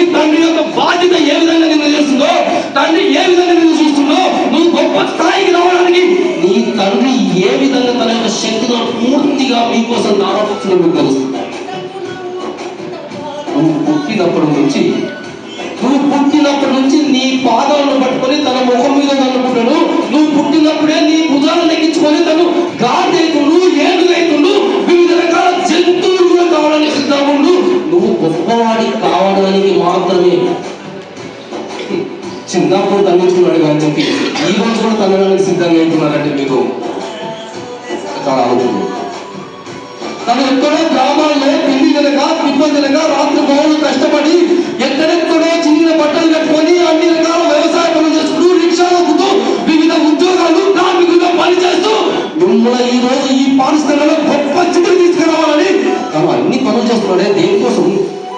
రేపటి నాడు నువ్వు ఆ రిక్షా దొక్కొద్దని, రేపటి నాడు నువ్వు ఆ పని చేయొద్దని, రేపటి నాడు నువ్వు మామూలు వ్యక్తిగా ఉండొద్దని, రేపటి నాడు నువ్వు ఏ పాఠశాలతో చదివో ఆ పాఠశాల ముఖ్యానికి వచ్చి ముందర కూర్చున్నప్పుడు నీకు ముందరగా మనం చేసిన చప్పట్లు దానికోసమే నీ తండ్రి శ్రమిస్తుండు, కష్టపడుతుండు. కానీ నువ్వేం చేస్తున్నావు ఒకసారి ఆలోచించుకుంటున్నావు. నువ్వేం చేస్తున్నావు? ఒక లక్ష్యం లేకుండా, ఒక పద్ధతి లేకుండా, ఒక చదువుపైన ఆలోచన లేకుండా ఫోన్లకు అడిక్ట్ అయి జీవితాన్ని సర్వనాశనం చేసుకుంటున్నావే. ఒక ఉపాధ్యాయుడు నువ్వు ఫోన్ మానుకోవాలంటే, ఒక ఉపాధ్యాయుడు తప్పు చేస్తూ మారుతావంటే నీ మనసులో మాట బయటికి అందరికి తెలుసు. నువ్వెవరు నాకు చెప్పనికి? అది ఆ నీ ఆలోచన, అది ఆ నీ సంస్కారము. దేశం కోసం ఏదో చేయవలసిన అవసరం లేదు మిత్రమా. భారతదేశం కోసం నువ్వు ఏదో చేయవలసిన అవసరం. ఫస్ట్ నీ కోసం, నువ్వు సమాజం కోసం మారు. అది దేశం కోసం నీలాంటి వాళ్ళు కొంతమంది మారితే ఈ దేశం మారుతుంది. ఆ దేశం కోసం నువ్వు మారమంటూ నువ్వు ఎలా నీ యొక్క లక్ష్యాన్ని ఏర్పరచు. నువ్వు ఏమనుకోవాలంటున్నావు? మీ తండ్రికి మాటి, నాన్న నేను ఈ రోజు చెప్తున్నాను, రేపటి నాడు ఒక ఆఫీసర్ నేను ముందు నిలబడతాను. మీ టీచర్కి సవాల్ చేయి, సార్ నన్ను క్షమించు, ఈ రోజే చెప్తున్నా, నేను ఇంటర్మీడియట్ లో ఇంత మార్కులు తీసుకుంటా, 10th క్లాస్ లో ఇంత మార్కులు తీసుకుంటా. అది మార్పు, అది మార్పు, అది మార్పు. మారాలని నీకుంటే నువ్వు సంకల్ప బలం చేసుకో. మారే అవకాశం ఈ ప్రకృతి ఇస్తుంది, మారే అవకాశం నీ ఉపాధ్యాయులు ఇస్తారు, మారే అవకాశం వాళ్ళు నీకు శిక్షణ ఇస్తారు. వాళ్ళే అబ్బా దేవుళ్ళు, వాళ్ళే భగవంతుడు. ఎవరు భగవంతుడు? భగవంతుడు పైకి వెళ్ళి కిందికి రాడు. భగవంతుడు ఎక్కడ వచ్చి మాయమై ప్రత్యక్షన్నాడు. భగవంతుడు అంటే నీ ముందు నుండి నీకు మార్గదర్శనం చేసి ఆ టీచర్లు, నీ కోసం శ్రమించే నీ తండ్రి, నిన్ను కాపాడే ఆ రైతు, నిన్ను కాపాడే రక్షకుడు, మన యొక్క మానవుడే భగవంతుడు. నీ చుట్టూరుగా విడిచిపెట్టిన వచ్చి ఆ తండ్రిని మర్చిపో. ఇంకొక గొప్ప హీరోయిన్, చాలా గొప్ప హీరోయిన్ నా పైన లేదు, షీఈ్ మదర్. ఎంత గొప్ప హీరోయిన్ అంటే నాన్నలో అప్పుడప్పుడు కోప్పడతారు కానీ, తండ్రిలో అప్పుడప్పుడు కోప్పడతారు కానీ, నిజంగా ఆమె ఎంత కోపం ఉన్నా, ఎంత బాధ ఉన్నా నేను కలిసిన వెంటనే ఫస్ట్ మాట, తిన్నావా బిడ్డ? ఫస్ట్ మాటకి తల్లి, తిన్నావా బిడ్డ? ఏం తిన్నావు బిడ్డ? టైంకు తిని బిడ్డ, ఏదో ఒకటి తిని బిడ్డ, బాధ లేకుండా పర్లేదు తిని బిడ్డ, తిను అనే పదాన్ని తప్ప రెండో మాట చెప్పని గొప్ప యోధురాలు, గొప్ప హీరోయిన్ అంటే మీరు ఏమంటారో మీ ఇష్టం, మీరు ఏ విధంగా అచీవ్ చేయగలుగుతారో ఆ గొప్ప పదమే తల్లి. అంతకన్నా గొప్ప హీరోయిన్ ఉంటా, అంతకన్నా గొప్ప హీరోయిన్ ఉంటా. అదే తను ఎప్పుడైతే నీ కంట్లో పడ్డావో, తల్లి కంట్లో పడ్డావో, ఆ రోజే ఆమెకు వివిధ రకాల బాధలు స్టార్ట్ అయితే, వామిటింగ్స్ అయితే, తినబుద్ధి కాదు, తినదు. నువ్వు మామూలుగా ఒక 2 కేజీల బరువును పట్టుకొని ఒక 2 గంటల సేపు నిలబడలేవు. కానీ దాదాపుగా 3 నుంచి 3.5 కిలోల బరువును తన కడుపులో పెట్టుకొని 9 నెలల దాదాపుగా 270 రోజులకు ఏకదాటిగా రాత్రి బవళ్ళు కంటిన్యూగా నిన్ను మోస్తుంది. సైడ్కు పడుకోనికి రాదు. తను వేసుకున్న డ్రెస్సులు అంత వికారం లేకుంటాయి. తను ఎంత బాధలు పడ్డా కానీ తను ఏం ఆలోచిస్తుందంటే, లోపల నా కొడుకుండు, వాడు గొప్పవాడైతాడు, వాడు రేపు నన్ను చూసుకుంటాడు, వాడు పుట్టిన తర్వాత ఈ సమాజంలో నా గురించి గొప్ప చెప్తాడు, ఈమె మా అమ్మ చెప్పుకునే గొప్ప స్థాయికి వెళ్తాడు. వాని కోసం నేను ఈ రోజు ఎన్ని బాధలైనా పడతాను ఆలోచన చేసే గొప్ప వ్యక్తి నీ మదరు, నీ తల్లి. ఒక్కసారి ఆలోచన చేయండి. నువ్వు పుట్టిన తర్వాత ఎంత భయంకరంగా అంటే, నువ్వు ఫస్ట్ పుట్టడం 2 రకాలు. ఎంత భయంకరంగా అంటే, ఫస్ట్ నువ్వు పుట్టేది నార్మల్ డెలివరీ అంటే చనిపోయి మళ్ళీ వస్తాడు. ఎంత భయంకరంగా అంటే పెయిన్ డెల్స్ లోపల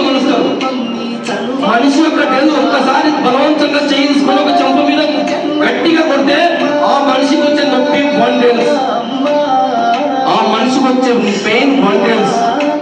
కానీ ఒక్క తల్లి డెలివరీ కావాలంటే మామూలు ఒక మనిషి భరించే పెయిన్ 15 days అంట హైయెస్ట్. అంటే దాదాపుగా ఒక లారీ వచ్చి ఒక మనిషిని కొడితే ఒక 5-6 పక్కటెముకలు మొత్తం విరిగిపోతే ఎంత నొప్పి వస్తుందో అంత నొప్పి వస్తుంది ఒక డెలివరీకి. అంత భయంకరమైన బాధ ఉంటుంది మామూలు నొప్పి. కానీ 15 days కన్నా ఎక్కువ ఏ మనిషి భరించలేడు. కానీ తల్లి డెలివరీ అయ్యేటప్పుడు మృతులాగా మళ్ళీ చెప్తున్నాను 37 bells అంటే మనిషి భరించడానికన్నా డబల్ నొప్పి భరిస్తుంది. ఎంత నొప్పి భరిస్తుందంటే ఈ జీవితం అయిపోయిందేమో, ఇక ఈ జీవితం అయిపోయిందేమో, ఇంత నొప్పి నా వల్ల కాదు అని చెప్పి బాధిస్తుంది. కానీ తను పుట్టిన వెంటనే ఎంత సంతోషం అంటే ఆ బాధ మొత్తం మర్చిపోయి నా కొడుకు పుట్టింది అని చెప్పి చేతులు తీసుకొని తను హక్ చేసుకొని దగ్గర తీసుకున్న గొప్ప వ్యక్తి. ఇంకొక డెలివరీ ఉందమ్మా, చాలా భయంకరమైన డెలివరీ. నేను హాస్పిటల్లో పనిచేస్తాను నాకు తెలుసు. అది సెక్షన్ సిజేరియన్ డెలివరీ. అమ్మా నీ కొడుకు నువ్వు పుట్టక ముందుకే కడుపులో అడ్డం తిరిగిండు, నీకు బయటకు వచ్చిన తర్వాత నీకు చెప్పినట్టు వినడం నాకు తెలియదు, కానీ ఈ రోజు నీకు అడ్డం తిరిగిండు కాబట్టి ఆ బాబును నీ కడుపు కోసి బయటికి తీయాలి, నువ్వు సిద్ధమైన అడుగుతా. వెంటనే కేసీ తెచ్చి ఇక్కడ సంతకం పెట్టమ్మా, ఏమన్నా కావచ్చు నువ్వు, కానీ నీ కొడుకు నిన్ను ఆపరేషన్ చేసి బయటికి తీయాలి. ఆ తల్లి ఏమన్నా తెలుసా, సార్ ఓకే సార్ తీయండి సార్, ఏం బాధలేదు సార్, పోయండి సార్, ఎంతమంది పోయండి సార్, కానీ జాగ్రత్త సార్, లోపల నా కొడుకు ఏం జరుగుతుంది, చాలా జాగ్రత్త, చాలా జాగ్రత్త సార్, ఇలా నన్ను కోసేయండి సార్, మీరు కోయండి సార్ పర్లేదు, అడ్డం పొడుగు మొత్తం కోసేయండి సార్, కానీ లోపల ఉన్న నా కొడుకు ఎటువంటి హాని జరగదు సార్, హ్యాపీగా పోయి నువ్వు చనిపోతావు అయినా పర్లేదు, అయినా పర్లేదు సార్, లోపల నా కొడుకుడు సార్, ఈ దేశం తడుకుడు సార్, ఎంతో ప్రేమాపితలు చూపించే గొప్ప వ్యక్తులు సార్ లోపల, రేపటి నాడు ఏదో గొప్ప ఆఫీసర్ గొప్ప వ్యక్తి సార్ నా కొడుకు లోపల ఉన్నారు, వాళ్ళ కోసం నేను రెడీ సార్, కోసిన పర్లేదు సార్, నాకేమైనా పర్లేదు సార్, చేయండి సార్, నా కొడుకును మాత్రం జాగ్రత్త సార్, ఏం కావద్దు, జాగ్రత్త బయట తీయండి సార్, నా కొడుకును చాలా జాగ్రత్త తీయండి అని చెప్పి ఆ కొడుకును బయటికి తీసిన తర్వాత అక్కడ ఉండే డాక్టర్స్ తో సహా గ్లౌజ్ వేసుకొని ముట్టుకుంటారు, కానీ ఎటువంటి గ్లౌజ్ లేకుండా రక్తంలో పడుతున్నా నేను దగ్గరికి తీసుకొని ముద్దులు పెట్టి హగ్గు చేసుకొని, నా కొడుకే నువ్వు నల్లగుండవా, పొట్టుకుండవా, పొడుగుండవా, లావుకుండవా, ఏ విధంగా ఉన్నా నాకు సంబంధం లేదు, నువ్వు నాకు పుట్టిన నా జన్మ తరింపజేసినావు అని తలంచే ఏకైక హీరోయిన్, ఏకైక గొప్ప వ్యక్తి మీ తల్లి మాత్రం. అటువంటి తల్లి కదా మన హీరోయిన్, మన హీరో వీళ్ళు కదా మన హీరోలు, వీళ్ళు కదా మన హీరోయిన్లు. ఇటువంటి వాళ్ళని జీవితంలో ఎప్పటికీ మర్చిపోవద్దు. ఈ రోజు చెప్తున్నాను, మీ హీరోల కోసము డ్రగ్స్ వాడకండి, మీ హీరోయిన్ల కోసము, మీ అమ్మనాన్నల కోసము, మీ ఉపాధ్యాయుల కోసము గొప్పగా చదువుకోండి, మీ లక్ష్యాన్ని ఏర్పాటు చేసుకోండి, ఆ లక్ష్యం కోసం ప్రయత్నం కండి, లక్ష్యం సాధించే వరకు విశ్రమించవద్దు, లక్ష్యం తప్ప మీకు ఏది జ్ఞాపకం ఉండదు. అందుకే అబ్దుల్ కలాం గారు చెప్పారు, నీకు కళలు కనండి. ఎలా ఉండాలి కళలు అంటే, నిద్రపోయేటప్పుడు కాదు కళలు కనేది, నీకు నిద్ర రాకుండా చేయాలి ఆ కళలు, నువ్వు సాధించే వరకు నీకు నిద్ర కూడా రావద్దు. పడుకుంటే కూడా నువ్వు ఐఏఎస్ జ్ఞాపకం ఉండాలి, పడుకుంటే కూడా నువ్వు ఐపీఎస్ జ్ఞాపకం ఉండాలి, పడుకుంటే కూడా నీకు లాయర్ జ్ఞాపకం ఉండాలి, పడుకుంటే కూడా నీ లక్ష్యం తప్ప వేరేది జ్ఞాపకం ఉండదు, కళలో కూడా నీ లక్ష్యమే జ్ఞాపకం ఉండాలి. ఆ విధంగా మీరందరూ ఎదగాలని చెప్పి కోరుకుంటూ ముగిస్తున్నారు. జై హింద్, జై భారత్. Thank you sir.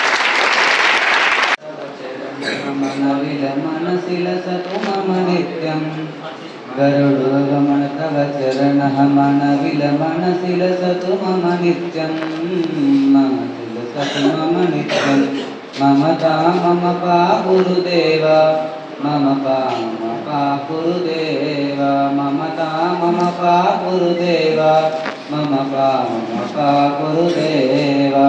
జల జనయన విధి నముచి హరణముఖ విబుధ వినుత పద పద్మ, జల జనయన విధి నముచి హరణముఖ విబుధ వినుత పద పద్మ, విబుధ వినుత పద పద్మ. మమతా మమ పా గురుదేవ, మమ పా గురుదేవ, మమతా మమ పా గురుదేవ, మమ పా గురుదేవ. భుజగ శయన మదక జనన మవ జనన మరణ భయహారి, భुजग शयन भव मदन जनक मम जनन मरण भयहारी जनन मन भयहारी ममता मम पा गुरुदेवा मम पा गुरुदेवा ममता मम पा गुरुदेवा मम पा गुरुदेवा शंख चक्रधर दुष्ट दैत्य हर सर्वलोक शरणा शंख चक्रधर दुष्ट दैत्य हर सर्वलोक शरणा सर्वलोक शरणा ममता मम पा गुरुदेवा मम पा गुरुदेवा ममता मम पा गुरुदेवा मम पा गुरुदेवा अगणित गुणगण शरण शरदन विदलित सुररि पुजाला अगणित गुणगण शरण शरणन विदलित सुररि पुजाला विदलित सुररि पुजाला ममता मम पा गुरुदेवा मम पा गुरुदेवा ममता मम पा गुरुदेवा मम पा गुरुदेवा भक्तवर्य विह भूरि कर्णमिय पापि पार కాబట్టి నేను ఓకే ఇద్దామనుకుంటున్నాను.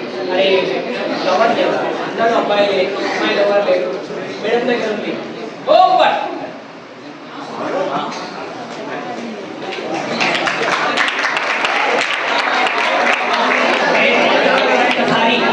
మీరు ఒక డాన్స్లో ఉన్నారు ఇప్పటివరకు. ఇప్పుడు ఇంకో డాన్స్లోకి వస్తారు. ఆ డాన్స్లో రావడానికి ప్రయత్నం చేస్తాను. నేను చెప్పేది ఏదే కానీ సైంటిఫిక్గా ఉంటుంది, లాజిక్గా ఉంటుంది, మీకు జీవితాంతం గుర్తుండేటట్లు ఉంటుంది. ఈ మూడు ఉంటాయి. మనం ఎవరం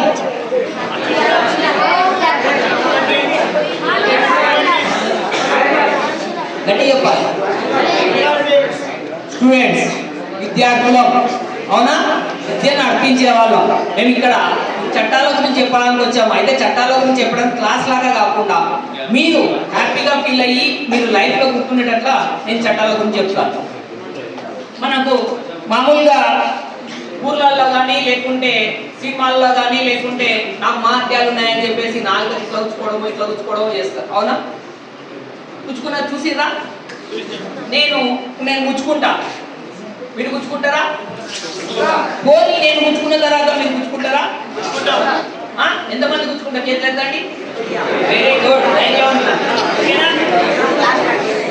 చూడాలి.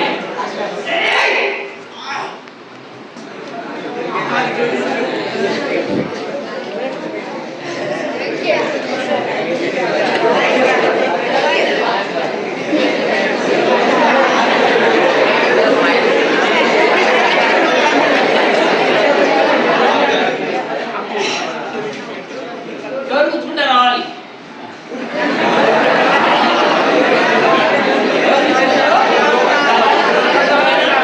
సరే, మళ్ళీ ఒకసారి చూపిస్తా. చూడండి.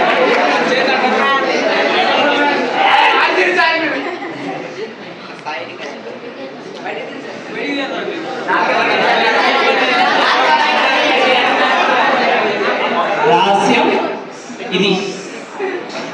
మీకు ఇది కనిపించనంత వరకు దీనికి ఏదో మహత్యం ఉంది, ఈయనేదో ట్రిక్ చేస్తున్నాడని తెలుసు. అంతేగాని ఏ ట్రిక్ అనేది మీకు తెలియదు. అవునా? ఇది చూచగలకి ట్రిక్ ఏందని తెలిసిపోయింది. సేమ్ అదే విధంగా చట్టాల గురించి తెలియనంత వరకు మీకు ఇలానే ఉంటుంది. ఆ చట్టాల గురించి తెలియనంత వరకు మీకు ఇలానే ఉంటుంది. అదేవిధంగా మీరు క్లాస్లో స్టూడెంట్స్ కాబట్టి మీకు మ్యాథ్స్ అంటే కొందరికి ఇలా ఉంటుంది, తర్వాత మీ లెక్చరర్ కానీ మీ టీచర్ కానీ చూపించిన తర్వాత ఇలా అవుతుంది. అవునా? మీకు ఇంట్రెస్ట్గా దాని మీద ఎలా వస్తుంది ఏంటి అనేది ఒకటి ఉందనుకో, దాని ప్రకారంగానే మీరు మీ క్లాస్లో కానీ మీ సబ్జెక్ట్ కానీ మీరు ఇలా ఉన్న సబ్జెక్ట్లో ఇంగ్లీష్ మీడియం వాళ్ళకు తెలుగు అన్నా కూడా ఇలానే ఉంటుంది. అలా ఎవరికి ఇంట్రెస్ట్ లేకుండా ఉన్నప్పుడు దానికి ఆసక్తి పెంచుకొని మీ టీచర్ చెప్పేదాన్ని మీరు పూర్తిగా వింటే మీకు ఇలా వచ్చేస్తుంది. అదేవిధంగా చట్టాల గురించి కూడా ఈ విధంగానే ఉండాలని మేము లోక్ అదాలత్ న్యాయ సేవా సంస్థ నుంచి మేము లీగల్ లిటరసీ క్యాంపులు పెడుతుంటాం. దాంట్లో భాగంగా ఇక్కడికి రావడం జరిగింది. ఆ లీగల్ లిటరసీ క్యాంప్ అనేది ఏ విధంగా ఉంటుంది, ఎలా ఉంటుందో మన మేడం గారు చెప్తారు. అదేవిధంగా నేను మెయిన్గా మన అబ్బాయిలకు పనికొచ్చేదని చెప్తాను. ఇదేంటి? పెన్సిల్. తను ఒకసారి చూడు, అన్ని మ్యాజిక్లు చేస్తున్నాడు. ఇంకా పెన్సిల్ రబ్బర్ లాగా చేస్తారు. ఇది ఎవరైనా చేస్తారా? Very good. అయితే ఈ రబ్బర్ చేసే కన్నా ముందు ఏంటంటే ఇక్కడ అబ్జర్వ్ చేస్తే ఎవరికి కళ్ళద్దాలు లేవు. వెరీ గుడ్, ఒకసారి సపోర్ట్ కొట్టండి. అయితే ఇంకో చదువు ఇప్పుడు డిసెంబర్ నుంచి స్టార్ట్. ఇంటర్మీడియట్ వాళ్ళకి వచ్చే వాళ్ళకి 2 నెలలే ఉంటుంది. అదే 10th వాళ్ళకి వచ్చే 3 నెలలు ఉంది. డిసెంబర్ నుంచి మిమ్మల్ని బాగా ఏం చేస్తారు, తోముతారు. కాబట్టి ఆ తోమడానికి రెడీగా ఉండాలంటే మీ కళ్ళు బాగుండాలి. మీ కళ్ళు బాగున్నాయా లేదా అని మీరు చెక్ చేస్తాను. మీరు దీన్ని అబ్జర్వ్ చేస్తే, తీక్షణంగా చూస్తే కనిపిస్తారు, లేకుంటే కనిపించదు. అదేవిధంగా ఇది మీ కళ్ళు బాగా పనిచేస్తున్నాయి అనడానికి సాక్ష్యమైంది అంటే మీ కళ్ళు పనిచేస్తుంటే ఇది రబ్బర్ లాగా కనిపించింది అనుకోండి, మీ కళ్ళు బాగా పనిచేస్తున్నాయి అని అర్థం. రబ్బర్ లాగా కనిపించలేదంటే మీ కళ్ళు కనిపించట్లేదు. మామనారో జడ్చలో పోయి మీరు కళ్ళ డాక్టర్ దగ్గర చూపించుకోవాలి. ఓకేనా? ఓం పట్ ఎలా అనిపిస్తుంది? ఓం జూమ్ పట్. రబ్బర్ లాగా, వేవ్స్ లాగా కనిపిస్తుంది. కనిపిస్తుందా? కనిపించిన వాళ్ళకంతా కళ్ళు బాగా కనిపిస్తున్నాయని అర్థం. కనిపించని వాళ్ళకు మీరు ఎక్కడో ఆలోచన చేస్తున్నారు, ఇక్కడ క్లాస్ వినట్లేదు అని అర్థం. అవునా? కనిపిస్తుందా? ఎవరు కనిపిస్తలేదు చేతులెత్తండి. మీరు పర్మిషన్ తీసుకొని డాక్టర్ దగ్గరికి వెళ్ళండి. ఓకేనా? ఓం పట్. ఇప్పుడు మన దీనికి మీ కళ్ళకు ఏం సంబంధం? లాజిక్. 9th క్లాస్ వాళ్ళు ఎంతమంది ఉన్నారు?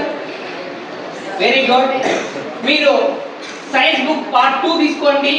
క్లాస్ అయిపోయిన తర్వాత దాంట్లో పంచేంద్రియాలు అని చెప్పేసి, అంటే తెలుగు మీడియం కాబట్టి నేను పంచేంద్రియాలు అని చెప్తున్నాను. పంచేంద్రియాలు అనే ఒక పాఠం ఉంటుంది. దాంట్లో కన్ను గురించి ఉంటుంది.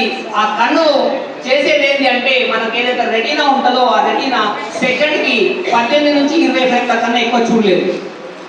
అలా చూడకుండా ఉండడం వల్ల మన కన్ను అమెరికా అంటే మన సిస్టమ్ అట్లా ఉండాలి. ఆ సిస్టమ్ 18 నుంచి 20 కన్నా ఎక్కువ ఫ్రేమ్లు తీసుకున్నాను కాబట్టి అది మీకు రన్నింగ్ లా కనిపిస్తుంటుంది. అదేవిధంగా మీకు అంటే ఇది రబ్బర్ లాగా, వేవ్స్ లాగా కనిపిస్తుంది. దానికి మంచి ఉదాహరణ ఏంటంటే, మన ఇళ్లలో చుట్టూ లైట్లు లేకుండా ఉండి కరెంటు పోయింది అనుకోండి, మనం టీవీ చూస్తున్నప్పుడు కరెంటు పోయింది అనుకోండి, కొన్ని సెకండ్ల వరకు బొమ్మ కనిపిస్తుంది. ఎవరైనా అబ్జర్వ్ చేశారా? సేమ్ అంతే. అదేవిధంగా దాంతో పాటు ఇంకోటి ముఖ్యమైనదంటే, ఊర్లలో ఆడవాళ్ళు చనిపోతే దయ్యాలు అవుతారు. ఎట్లా? దానికి దీనికి సంబంధం ఉంది. ఒక ఆమె ఏమంటది, నిన్నటి వరకు నా పక్కనే కూర్చున్నది, మాట్లాడింది, నిన్న సాయంత్రం నా దగ్గర ఉండి ఛాయ్ తాగింది, కాఫీ తాగింది, లేకుంటే ఇంకేమో తాగింది, ఇద్దరం కలిసి తాగినాము అంటారు. పక్కన ఉన్న ఆమె ఇంకో ఆమె అంటది, నేను ఆమెతో మాట్లాడిందంటే అప్పుడు చచ్చిపోయిందని అంటారు. మూడో ఆమె అంటది, ఆమెతో ఈ రోజు వచ్చి మాట్లాడిందంట అంటారు. నాలుగో ఆమె అంటది, దయ్యమైందంట అంటారు. ఐదో ఆమె అంటే ఆమె చనిపోయిన ఆమె దయ్యమయ్యి ఊర్లోకి వచ్చిందంట, ఊళ్ళల్లో అందరితో మాట్లాడుతుందంట. అంటే ఒక్కరికి జరిగిన భ్రమ వల్ల అందరికీ దయ్యం అనేది అది కల్పిస్తారు. మనిషి చనిపోయిందనేది నిజం. ఆ నిజానికి ఇన్ని అబద్ధాలు తోడైతాయి. అదేవిధంగా మనమే కానీ ఇప్పుడు రాత్రిపూట పోతుంటే పాముల గురించి టీవీలో లేకుంటే మాట్లాడడం మధ్యాహ్నం పాముల గురించి చూస్తాం అనుకో, మనకు తాడు కనిపించినా పాము లాగానే కనిపిస్తుంది. మన కన్ను మనం మోసం చేస్తుంది కొద్దిసేపు వరకు. అదేవిధంగా ఆ కొద్దిసేపు మోసం చేయడం వల్ల నిజమా కాదని చూసుకున్న తర్వాత మనం అది చేసుకోవడానికి ఉంటుంది. అదేవిధంగా మెయిన్గా మనం అబ్బాయిలం కాబట్టి ఎంతమంది బైక్ నడుపుతారు చెప్పండి ప్రెసెంట్ ఇప్పుడు? Very good. మీకు లైసెన్స్ ఉన్నాయా? మళ్ళీ ఎట్లా నడుపుతారు? దానికి చిన్న స్టోరీ చెప్తా. మామనార్ టౌన్లో ఒకే బైక్ మీద ముగ్గురు పోతున్నారు లాక్డౌన్ తర్వాత. ఒక ఏఎస్ఐ గారు, ముగ్గురు మైనర్లే, ఒక ఏఎస్ఐ గారు ఏం చేశారంటే ఫస్ట్ ఎవరు హోంగార్డ్ ఆపాడు. ఆపితే ఆయన తప్పించుకొని పోతే ఇంకా ఉన్న ఆయన ఏం చేసి నాన్న వచ్చేసి వాళ్ళు పట్టుకోవాలని చెప్పి ముందరకు పోతే ఆయనకి ఇలా అంటే ఆయన చేయికి పోయింది, వాళ్ళు తప్పించుకొని పోయారు. అయిపోయిన తర్వాత నెంబర్ ప్లేట్ ఉంటుంది కదా, నెంబర్ ప్లేట్ పట్టుకొని సాయంత్రం దాకా వాళ్ళ ముగ్గురు పట్టుకొని వచ్చారు.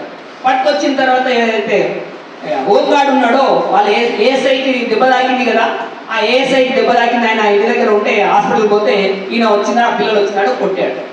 కొట్టిందంటే వాళ్ళ నాన్న అన్న వర్షన్ ఏంటంటే, నువ్వు నా కొడుకుని ఎట్లా కొడతావు, నా కొడుకు నువ్వు కొట్టడానికి నువ్వెవరు, ఏమనంటే కేసులు పెట్టుకోవాలన్నాడు. ఇంకా వేరే పెద్ద మనుషులు వచ్చి అది చేసిరు, ట్రిపుల్ రైడింగ్ కాబట్టి ఫైన్ 500 వేసిరు. వాళ్ళ బండి ఎవరి పేరు పెడితే వాళ్ళకి ఫైన్ వేసిరు. జస్ట్ ఓ 6 నెలల తర్వాత మన అప్పన్నపల్లి బ్రిడ్జి మీద ఇద్దరు చచ్చిపోయారు 2020.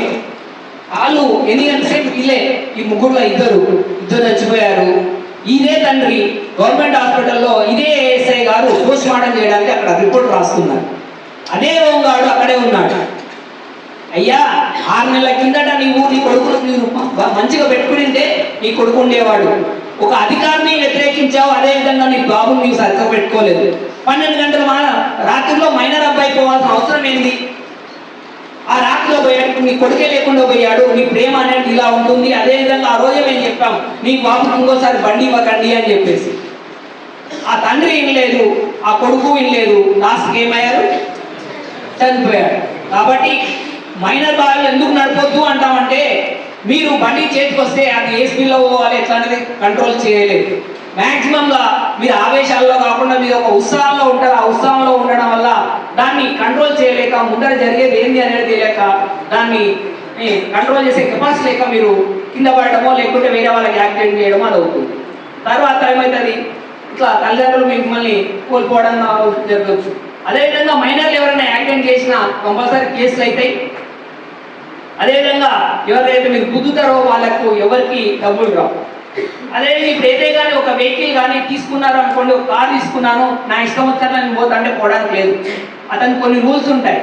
ఏదైనా ఒక వెహికల్ తీసుకున్న వ్యక్తి గవర్నమెంట్కు ట్యాక్స్ ఎట్లా కడతాడో కంపల్సరీ ఇన్సూరెన్స్ కూడా కంపల్సరీ చేసుకోవాలి. ఒక వెహికల్ ఏదైనా బైక్ కానీ స్కూటీ కానీ అదేవిధంగా సరే అలా అక్కడ చేసుకోకపోతే నష్టపోయేది అతను నష్టపోతాడు, ఎదుటి వాళ్ళు కూడా నష్టపోతారు.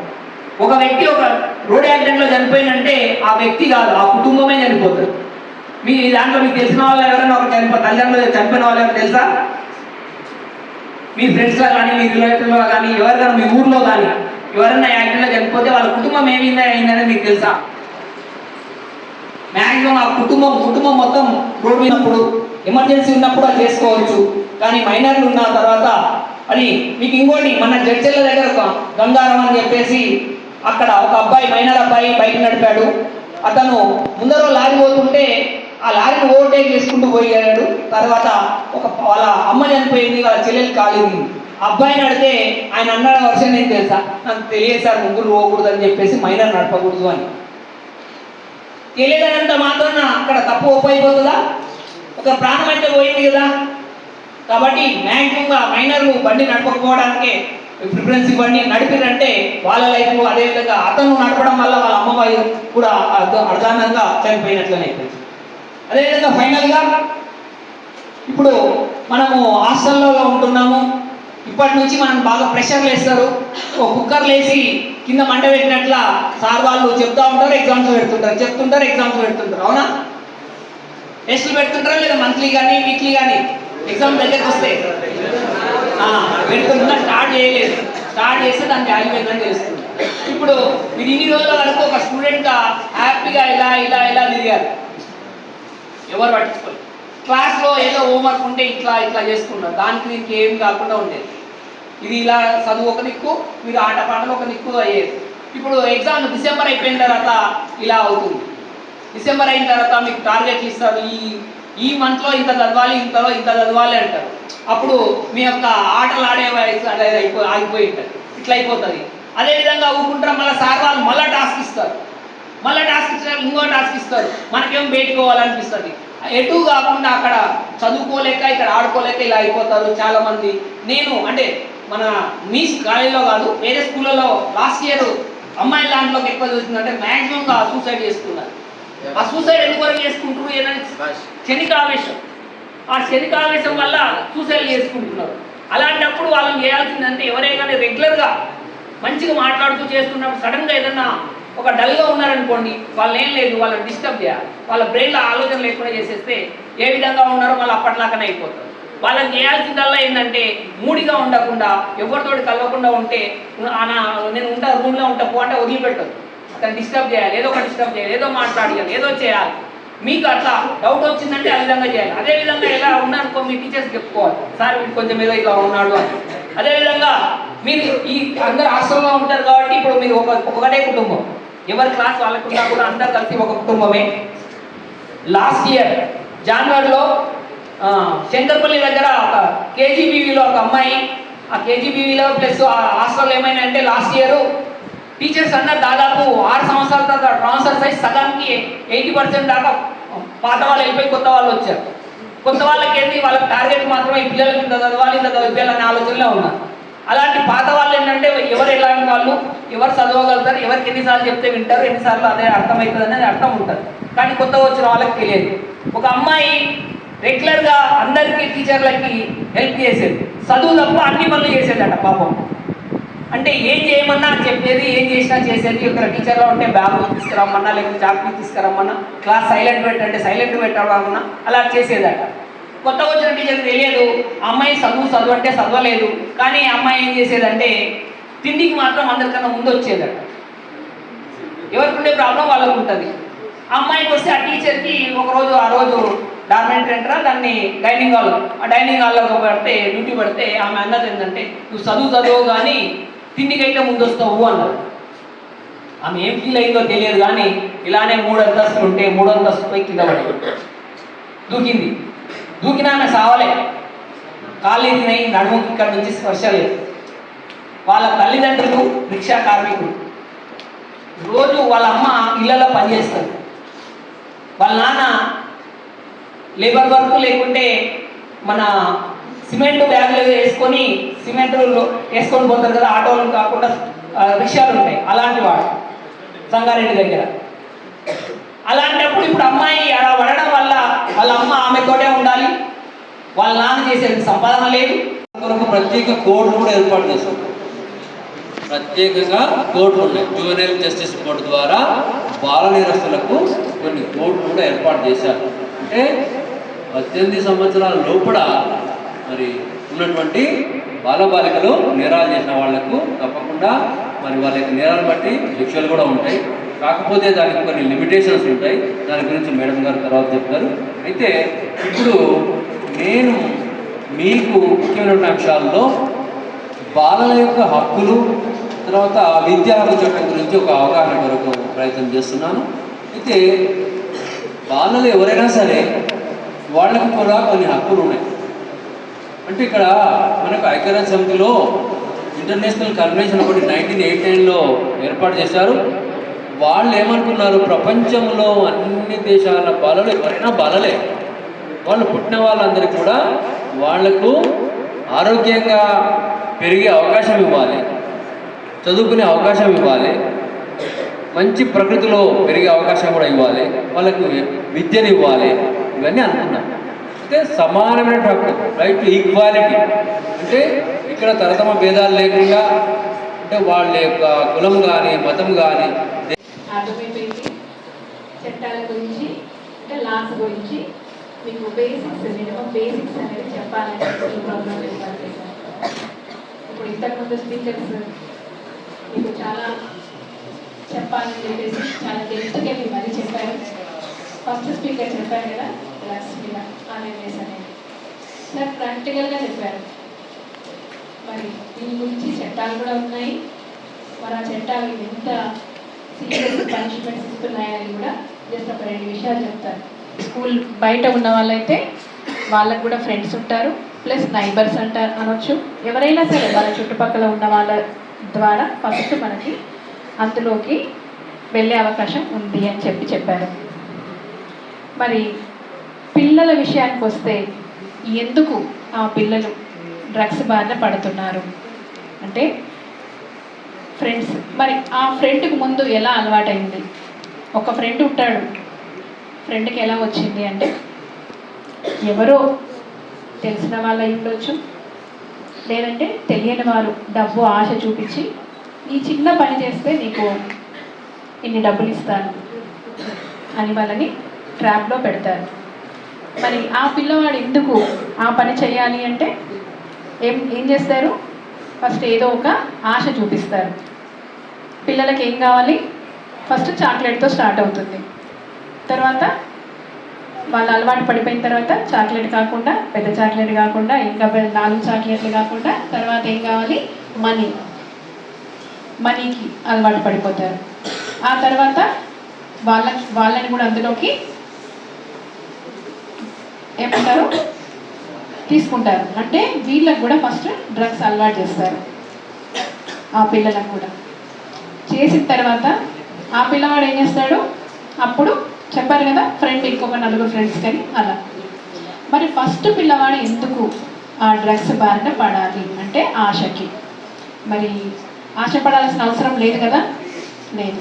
మరి అలాంటి బ్యాడ్ పనులు చేయాల్సిన అవసరం లేదు కదా, లేదు. కాబట్టి ఆ ఫస్ట్ వ్యక్తి ఎప్పుడైతే మారుతాడో అప్పుడు మిగిలిన ఇన్స్టిట్యూషన్లో ఉన్న వాళ్ళందరూ కూడా బాగుంటారు. మరి ఇలాంటి వాళ్ళని ఎవరైతే ముందు దానికి బానిస అయిపోయిన వారిని ఎలా గుర్తించాలి? గుర్తించవచ్చు అంటే చేయవచ్చు. అంతకుముందు వాళ్ళు ఎలా చదివేవాళ్ళు, ఈ మధ్య కాలంలో ఎందుకు మారలేదు అనే విషయం చూస్తే తెలిసిపోతుంది. మరి అలాంటి వాళ్ళకి ఫస్ట్ ఇవ్వాల్సింది ఏంటి? వాళ్ళకి కౌన్సిలింగ్, అంతేనా? కౌన్సిలింగ్. మనకి ఈ చట్టంలో ఏం చెప్తున్నారంటే, ఎవరు కన్జ్యూమ్ చేయడం అంటే తెలుసు కదా, ఫస్ట్ వాళ్ళు అలవాటు పడి వాళ్ళు తీసుకోవడం, ఇన్హేల్ చేయడం కానీ ఏదైనా సరే, అది తప్పు అని చెప్తారు. మరి అది ఎందుకు తప్పు? ఒకరు వీళ్ళని బానిస చేశారు కదా, వీళ్ళ తప్పు లేదు కదా అని కూడా ఒక పాయింట్ ఉంది అక్కడ.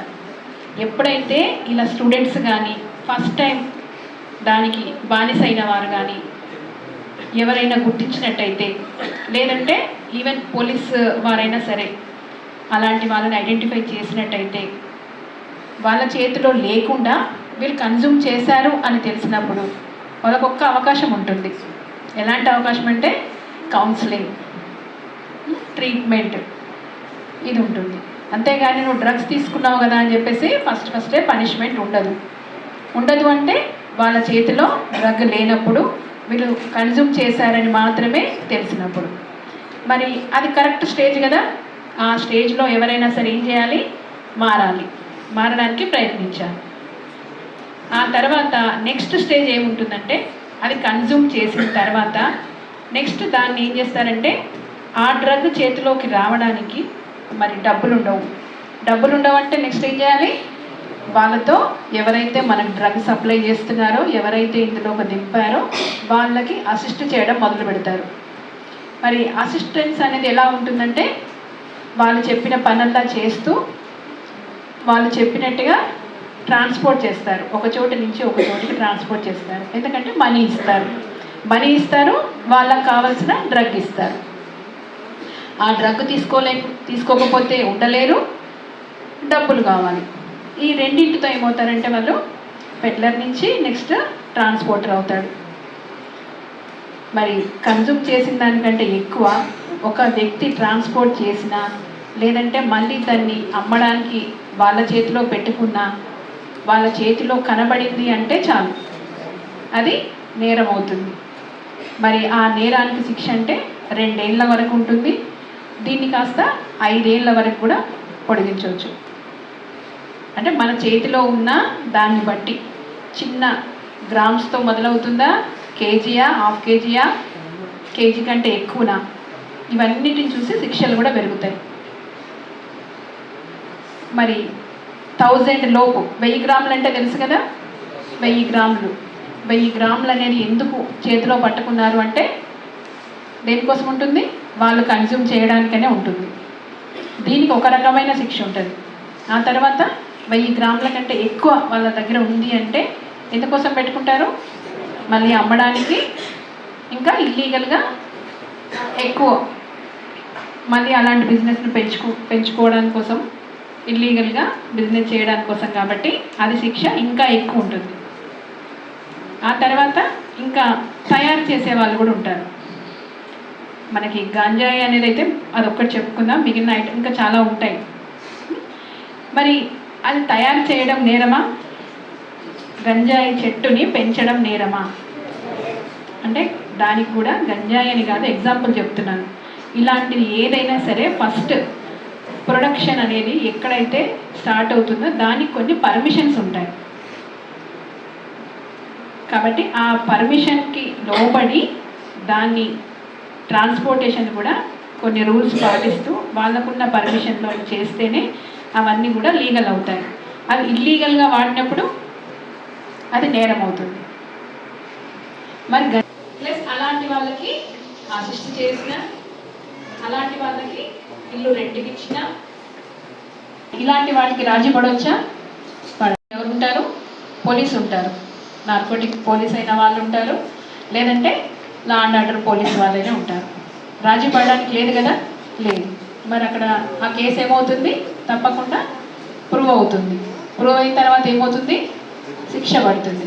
మరి ఒకవేళ స్టూడెంట్ కనుక అందులో ఇన్వాల్వ్ అవుతే వాళ్ళ కెరీర్ ఏమవుతుంది? ఆగిపోతుంది. 2 రోజులు జైల్లో ఉంటే ఏం చేస్తారు? జైల్లో ఉన్న వ్యక్తి రిపోర్ట్ అనేది ఫస్ట్ వస్తుంది. వచ్చిన తర్వాత స్కూల్లో అలాగే కంటిన్యూ చేస్తారా? చెయ్యరు అంటే ఆ కేసు ప్రూవ్ అయితేనే, శిక్ష పడ్డ తర్వాతనే మనకి ఇన్స్టిట్యూషన్లో అవన్నీ గుర్తిస్తారు. ముందు కేసు అవుతే అలాంటివి ఏం గుర్తించరు, చదువుకోవచ్చు. కానీ ఆ పిల్లవాడు చదువుగలడం మళ్ళీ అదే స్కూల్ కానీ కాలేజ్ కానీ చదవలేని పరిస్థితి ఉంటుంది. అప్పుడే వాళ్ళని తీసేయడం జరగదు, శిక్ష ప్రూవ్ అయిన తర్వాతనే జరుగుతుంది. కానీ చదవలేని పరిస్థితి. కాబట్టి ఇవన్నీ కూడా పిల్లలు తెలుసుకుంటే ఆ రకంగా వాళ్ళని ముందే ఆపొచ్చు అనే ఉద్దేశం కొద్దీ ఆ చట్టం గురించి చెప్పడం జరిగింది. నెక్స్ట్ మనకి అశోక్ గౌడ్ గారు చెప్పారు మోటార్ వెహికల్ చట్టం గురించి అని చెప్పారు. మరి ఒకప్పుడు మోటార్ వెహికల్ చట్టం అనేది చాలా తక్కువ శిక్షలతో ఉండేది, అంటే ఎక్కువ సీరియస్గా లేకుండేది. ఎందుకంటే ఒక యాక్సిడెంట్ అయితే అది నిర్లక్ష్యం వల్ల చేసింది అని చెప్పారు. ఇప్పుడు నిర్లక్ష్యం, మరి ఆ నిర్లక్ష్యం చెయ్యొద్దు అని ముందు తెలిసినప్పుడు అలాగే ముందు వెళ్ళి యాక్సిడెంట్లు చేసినప్పుడు దాన్ని ఏమంటారు? ఇంటెన్షన్ అని కూడా యాడ్ చేయొచ్చు.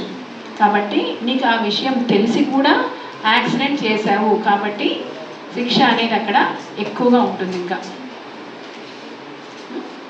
మరి మనకి 2019లో మళ్ళీ యాక్ట్ అమెండ్ అయ్యి సెంట్రల్ లెవెల్లో ఒక యాక్ట్ వచ్చింది, మోటార్ వెహికల్ యాక్ట్. అప్పటి నుంచి శిక్షలు చాలా ఉన్నాయి. ఇందాక బండ్లు నడుపుతున్నామని చాలామంది చేతులు ఎత్తారు. కాబట్టి మరి అలాంటి వాళ్ళని ఎప్పుడు పోలీస్ ఆపలేదనుకుంటాను. ఒకవేళ పోలీస్ ఆపితే ఏమవుతుంది? ఫస్ట్ తీసుకెళ్ళి బండి కస్టడీలోకి తీసుకొని ఒక ఎఫ్ఐఆర్ అయితే అవుతుంది. అంటే ఎఫ్ఐఆర్ ఎప్పుడు అవుతుందంటే కొన్నేమో ఫైన్లతోనే ఆగిపోతాయి, కొన్ని ఎఫ్ఐఆర్ కంపల్సరీ అవుతుంది. ఫైన్లతో ఆగిపోయేవి ఏదంటే ఇన్సూరెన్స్ లేకపోవడం కానీ, రాంగ్ పార్కింగ్ కానీ, సిగ్నల్ జంప్ కానీ, త్రిబుల్ రైడింగ్ కానీ, ఫోన్ మాట్లాడుతూ నడపడం కానీ, ఇంకా ఇంకేముంటాయి? ఇంకా చిన్న చిన్నవి హెల్మెట్ లేకపోవడం కానీ, ఇంకా నెంబర్ ప్లేట్ లేకపోవడము, ఇంకా లైసెన్స్ లేకపోవడం, తీసుకోకుండా కూడా ఆపవచ్చు. కానీ ఒక్కొక్కసారి 2-3 కూడా ఉంటాయి. ఇన్సూరెన్స్ లేకుండా, డ్రైవింగ్ లైసెన్స్ లేకుండా, ఇలాంటివి ఉన్నప్పుడు కేసు రిజిస్టర్ చేయవచ్చు. ఇంకొకటి చెప్పారు కదా, ఈ 2 కాకుండా అన్నీ ఉండి కూడా ఒక స్టేట్ ఆఫ్ మైండ్తో బండి నడుపుతారు. ఎలాంటి వాళ్ళు? డ్రింక్ చేసి డ్రైవ్ చేయడం. మరి బండి వారిదే, ఆ డబ్బులు వారివే, వారి ఇష్టం తాగొచ్చు, కానీ అన్ని చేసి బండి నడపము. మరి ఇది చాలా సీరియస్. ఇప్పుడు ప్రస్తుతానికి ఇది చాలా సీరియస్. ఓన్లీ వాళ్ళ సేఫ్టీయే కాకుండా ఎదుటి వాళ్ళ ఫ్యామిలీ మీద కూడా దాని ఇంపాక్ట్ పడుతుంది. మరి ఒకసారి ఈ పిల్లలు బండి నడిపినప్పుడు దీనికి శిక్షార్హులు ఎవరు? నేరస్తులు ఎవరిని చూపిస్తారు? చిన్న చిన్న నేరాలకు తల్లిదండ్రులనే చూపిస్తారు. అది తల్లిదండ్రులు అంటే ఎవరైతే ఆ బండి వాళ్ళ పేరు మీద కొంటారో వాళ్ళు మాత్రం, ఓనర్ మాత్రమే ఫస్ట్ ముందు నెంబర్ 1 అక్యూజర్ అవుతాడు. నెంబర్ 2 ఎవరు అవుతారు? పిల్లలు కూడా అవుతారు. అంటే ఇంకొక నేరం అక్కడ కనబడితే ఫస్ట్ ఏమో ఓనర్ మీదనే ఫైన్ కట్టాలని చెప్పేసి చెప్తారు. నెక్స్ట్ నడపడమే కాకుండా ఇంకా ఏదైనా నేరం చేసినప్పుడు, ఒక యాక్సిడెంట్ చేసినప్పుడు, ఎప్పుడైనా ఎవరినైనా పట్టుకున్నారా బండి నడుపుతుంటే? సరే, ఇప్పుడు ఇదే కాకుండా తాగి బండి నడిపితే జైలుకి కూడా పంపవచ్చు. ఫైనే కాకుండా జైలు కూడా పంపవచ్చు. మరి చట్టాలే కాకుండా మనం ఒక చట్టం గురించి చెప్పుకోలేదు, ఒకసారి అది చెప్పుకుందామన్నారు. మీకు పోక్సో యాక్ట్ అంటే తెలుసా? మొత్తం చెప్పండి. పోక్సో అంటే ఏంటి? యాక్ట్. మరి ఇది ఎప్పుడు వచ్చిందనేది తెలుసా? 2012లో వచ్చింది. మరి అంతకుముందు పిల్లలు ఉన్నారు కదా, అంతకుముందు పిల్లల మీద ఎప్పుడు కూడా అబ్యూస్ జరగలేదా అంటే జరిగేది, కానీ చాలా తక్కువగా ఉండేది. అప్పుడు ఏంటంటే పెద్దవాళ్ళతో పాటు కలిపి ఒకే రకంగా చూసేవారు పిల్లల మీద ఏ నేరం జరిగినా. కానీ ఎప్పుడైతే పిల్లల మీద ఎక్కువ అబ్యూస్ జరగడం మొదలైందో అప్పటి నుంచి ఇవన్నీ దృష్టిలో పెట్టుకొని పెద్ద పెద్ద కేసులు కూడా దృష్టిలో పెట్టుకొని మన సుప్రీంకోర్టు వాళ్ళు ఏం చేస్తారంటే కొన్ని డెసిషన్స్ ఇస్తారు. ఇలాంటి వాళ్ళకి పిల్లల ప్రొటెక్షన్ కోసము సపరేట్గా చట్టాలు కావాలి అని చెప్తారు. అలాంటప్పుడు అప్పుడు సెంట్రల్ గవర్నమెంట్ కానీ ఆ తర్వాత స్టేట్ కానీ ఏం చేస్తారంటే చట్టాలు అనేది అమలు చేస్తారు. మరి పోక్సో యాక్ట్ అనేది 2012లో వచ్చింది. మరి ఇందులో పిల్లలంటే ఎవరు? అమ్మాయి, అబ్బాయి, ఇంకా మూడో వాళ్ళు కూడా ఉంటారు, ట్రాన్స్జెండర్ కూడా ఉంటారు. మరి అందరూ కూడా చిల్డ్రనే. మరి ఈ చైల్డ్ మీద అబ్యూస్ జరగడము అంటే ఎక్కడి నుంచి వస్తుంది? ఫస్ట్ అబ్యూస్ జరగడం అనేది ఎవరు ఇబ్బంది పెట్టే వాళ్ళు ఎవరు ఉంటారో ఎక్కువ అవకాశం ఉన్నది ఎవరికి? ఇంటి చుట్టుపక్కల వాళ్ళకి. అంటే మన గురించి తెలిసిన వాళ్ళే ఒంటరిగా ఉన్నప్పుడు చేసే అవకాశం ఎక్కువగా ఉంటుంది. ఇంట్లో వాళ్ళు ఆ ట్రాన్స్పోర్టేషన్ అనేది ఒకటి ఉంటుంది. ఇంకా లాస్ట్ స్కూల్లో కూడా ఉండొచ్చు. అంటే మనం అలా చెప్పుకోకూడదు, కానీ ఎక్కడో ఒక చోట, నూటికి ఒక చోట ఒకసారి అలా జరగవచ్చు, జరిగే అవకాశం కూడా ఉంటుంది. మరి మీరందరూ కూడా గుడ్ టచ్, బ్యాడ్ టచ్ అనేది తెలుసుకునే స్టేజ్ కూడా దాటిపోయారు. కాబట్టి ఇప్పుడు నెక్స్ట్ తెలుసుకోవాల్సింది ఏంటి? మరి పోక్సో చట్టం ఉంది, దాంట్లో అబ్యూజ్ అంటే ఏంటి? మీకు బ్యాడ్ టచ్ అనగానే అర్థమైపోయి ఉంటుంది. బ్యాడ్ టచ్ అవతలి వల్ల ఇంటెన్షన్ అనేది. కాబట్టి అలాంటివి గుర్తించినప్పుడు ఏం చేయాలి? మరి ఏం చేయాలి? ఫస్ట్ ఏం చేయాలి? చెప్పాలి. ఎవరికి చెప్పాలి? అబ్యూజర్ కాదు. అబ్యూజ్ ఇలా జరిగింది అని చెప్పేసి ఇమ్మీడియట్గా స్కూల్లో ఎవరు హెడ్ ఉంటారో వారికి చెప్పాలి. లేదు అని అంటే ఇమ్మీడియట్గా మనకి ఎవరు ఉంటారు, నెక్స్ట్ టీచర్ ఎవరు ఉంటారో వారికి చెప్పాలి. లేదు అని అంటే ఫ్రెండ్కి చెప్పాలి. ఆ ఫ్రెండ్ ఇంకొకరికైనా సరే కరెక్ట్ అథారిటీకి చెప్పవచ్చు. ఎవరైనా సరే ఒకసారి ఏదైనా అబ్యూజ్ జరిగినప్పుడు వెంటనే చెప్పాలి. వెంటనే చెప్తే ఏమవుతుంది? అది అక్కడితోనే రిజాల్వ్ అయిపోతుంది. ఏంటంటే ఇది నిజంగానేనా, ఇలా జరిగిందా, బ్యాడ్ ఇంటెన్షన్తోనే చేశారా, లేదు అని అంటే అనుకోకుండా మామూలుగా ట్రీట్ చేసే పద్ధతిలోనే ఇలా అనిపించిందా, అలాంటివన్నీ కూడా వెంటనే క్లియర్ చేసుకోవచ్చు. అంతేగాని అది కంటిన్యూ చేసుకుంటూ ఇలా జరిగింది, ఇలా జరిగింది, ఇలా జరిగింది అని కాదు. ఎప్పుడైనా ఫస్ట్ టైం దాని గురించి క్లియర్ చేసుకోవాలి. మరి ఈ పోక్సో యాక్ట్లో కూడా పిల్లలు కూడా నేరస్తులుగా ఉంటారు కొంతమంది. ఎందుకంటే అమ్మాయి చైల్డే ఉంటుంది, అబ్బాయి చైల్డే ఉండొచ్చు. అలాంటప్పుడు ఆ బాల నేరస్తులని చెప్పేసి కూడా ట్రీట్ చేయవచ్చు ఆ అబ్బాయి. ఎందుకంటే ఎక్కువ చెప్పకూడదు సార్ వీళ్ళకి పోక్సో. సరే, మీకు నిరోధక ప్రతిజ్ఞ. నేను మాదక ద్రవ్యాలపై జరుగుతున్న పోరాటంలో క్రియాశీల భాగస్వామిని అవుతానని, డ్రగ్స్ రహిత జీవన శైలిని అనుసరిస్తూ నాతో పాటు ఏ ఒక్కరూ డ్రగ్స్ బారిన పడకుండా ఉండటానికి కృషి చేస్తానని, డ్రగ్స్ రహిత సమాజమే లక్ష్యంగా సాగుతున్న తెలంగాణ ప్రభుత్వం సంకల్పంలో భాగస్వామిని అవుతానని ప్రతిజ్ఞ చేస్తున్నాను. Thank you. Judge Ma'am, Srimati Indira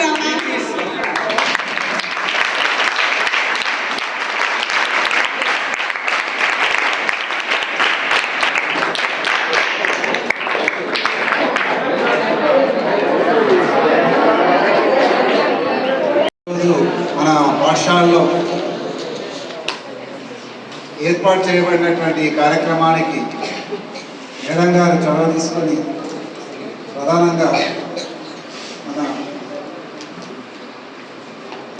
judge గారు ఈ కార్యక్రమానికి ఇచ్చేసి మీకు అందరికీ కూడా న్యాయ సలహాలు ఇచ్చినందుకు వారికి మనందరి తరఫున మన సంస్థ తరఫున కృతజ్ఞతలు తెలియజేసుకుంటున్నాను. ఈ కార్యక్రమానికి అశోక్ గౌడ్ గారు, తర్వాత మన రిటైర్డ్ శివన్న గారు మరియు వెంకటేశ్వర్ గారు, రవికుమార్ గారికి ప్రత్యేకంగా ఈ కార్యక్రమాన్ని విజయం చేయడానికి ఎంతో సహకరించినందుకు వారికి మా తరఫున కృతజ్ఞత తెలియజేసుకుంటూ ఈ కార్యక్రమం ముగిసిందని థ్యాంక్ యూ వెరీ మచ్.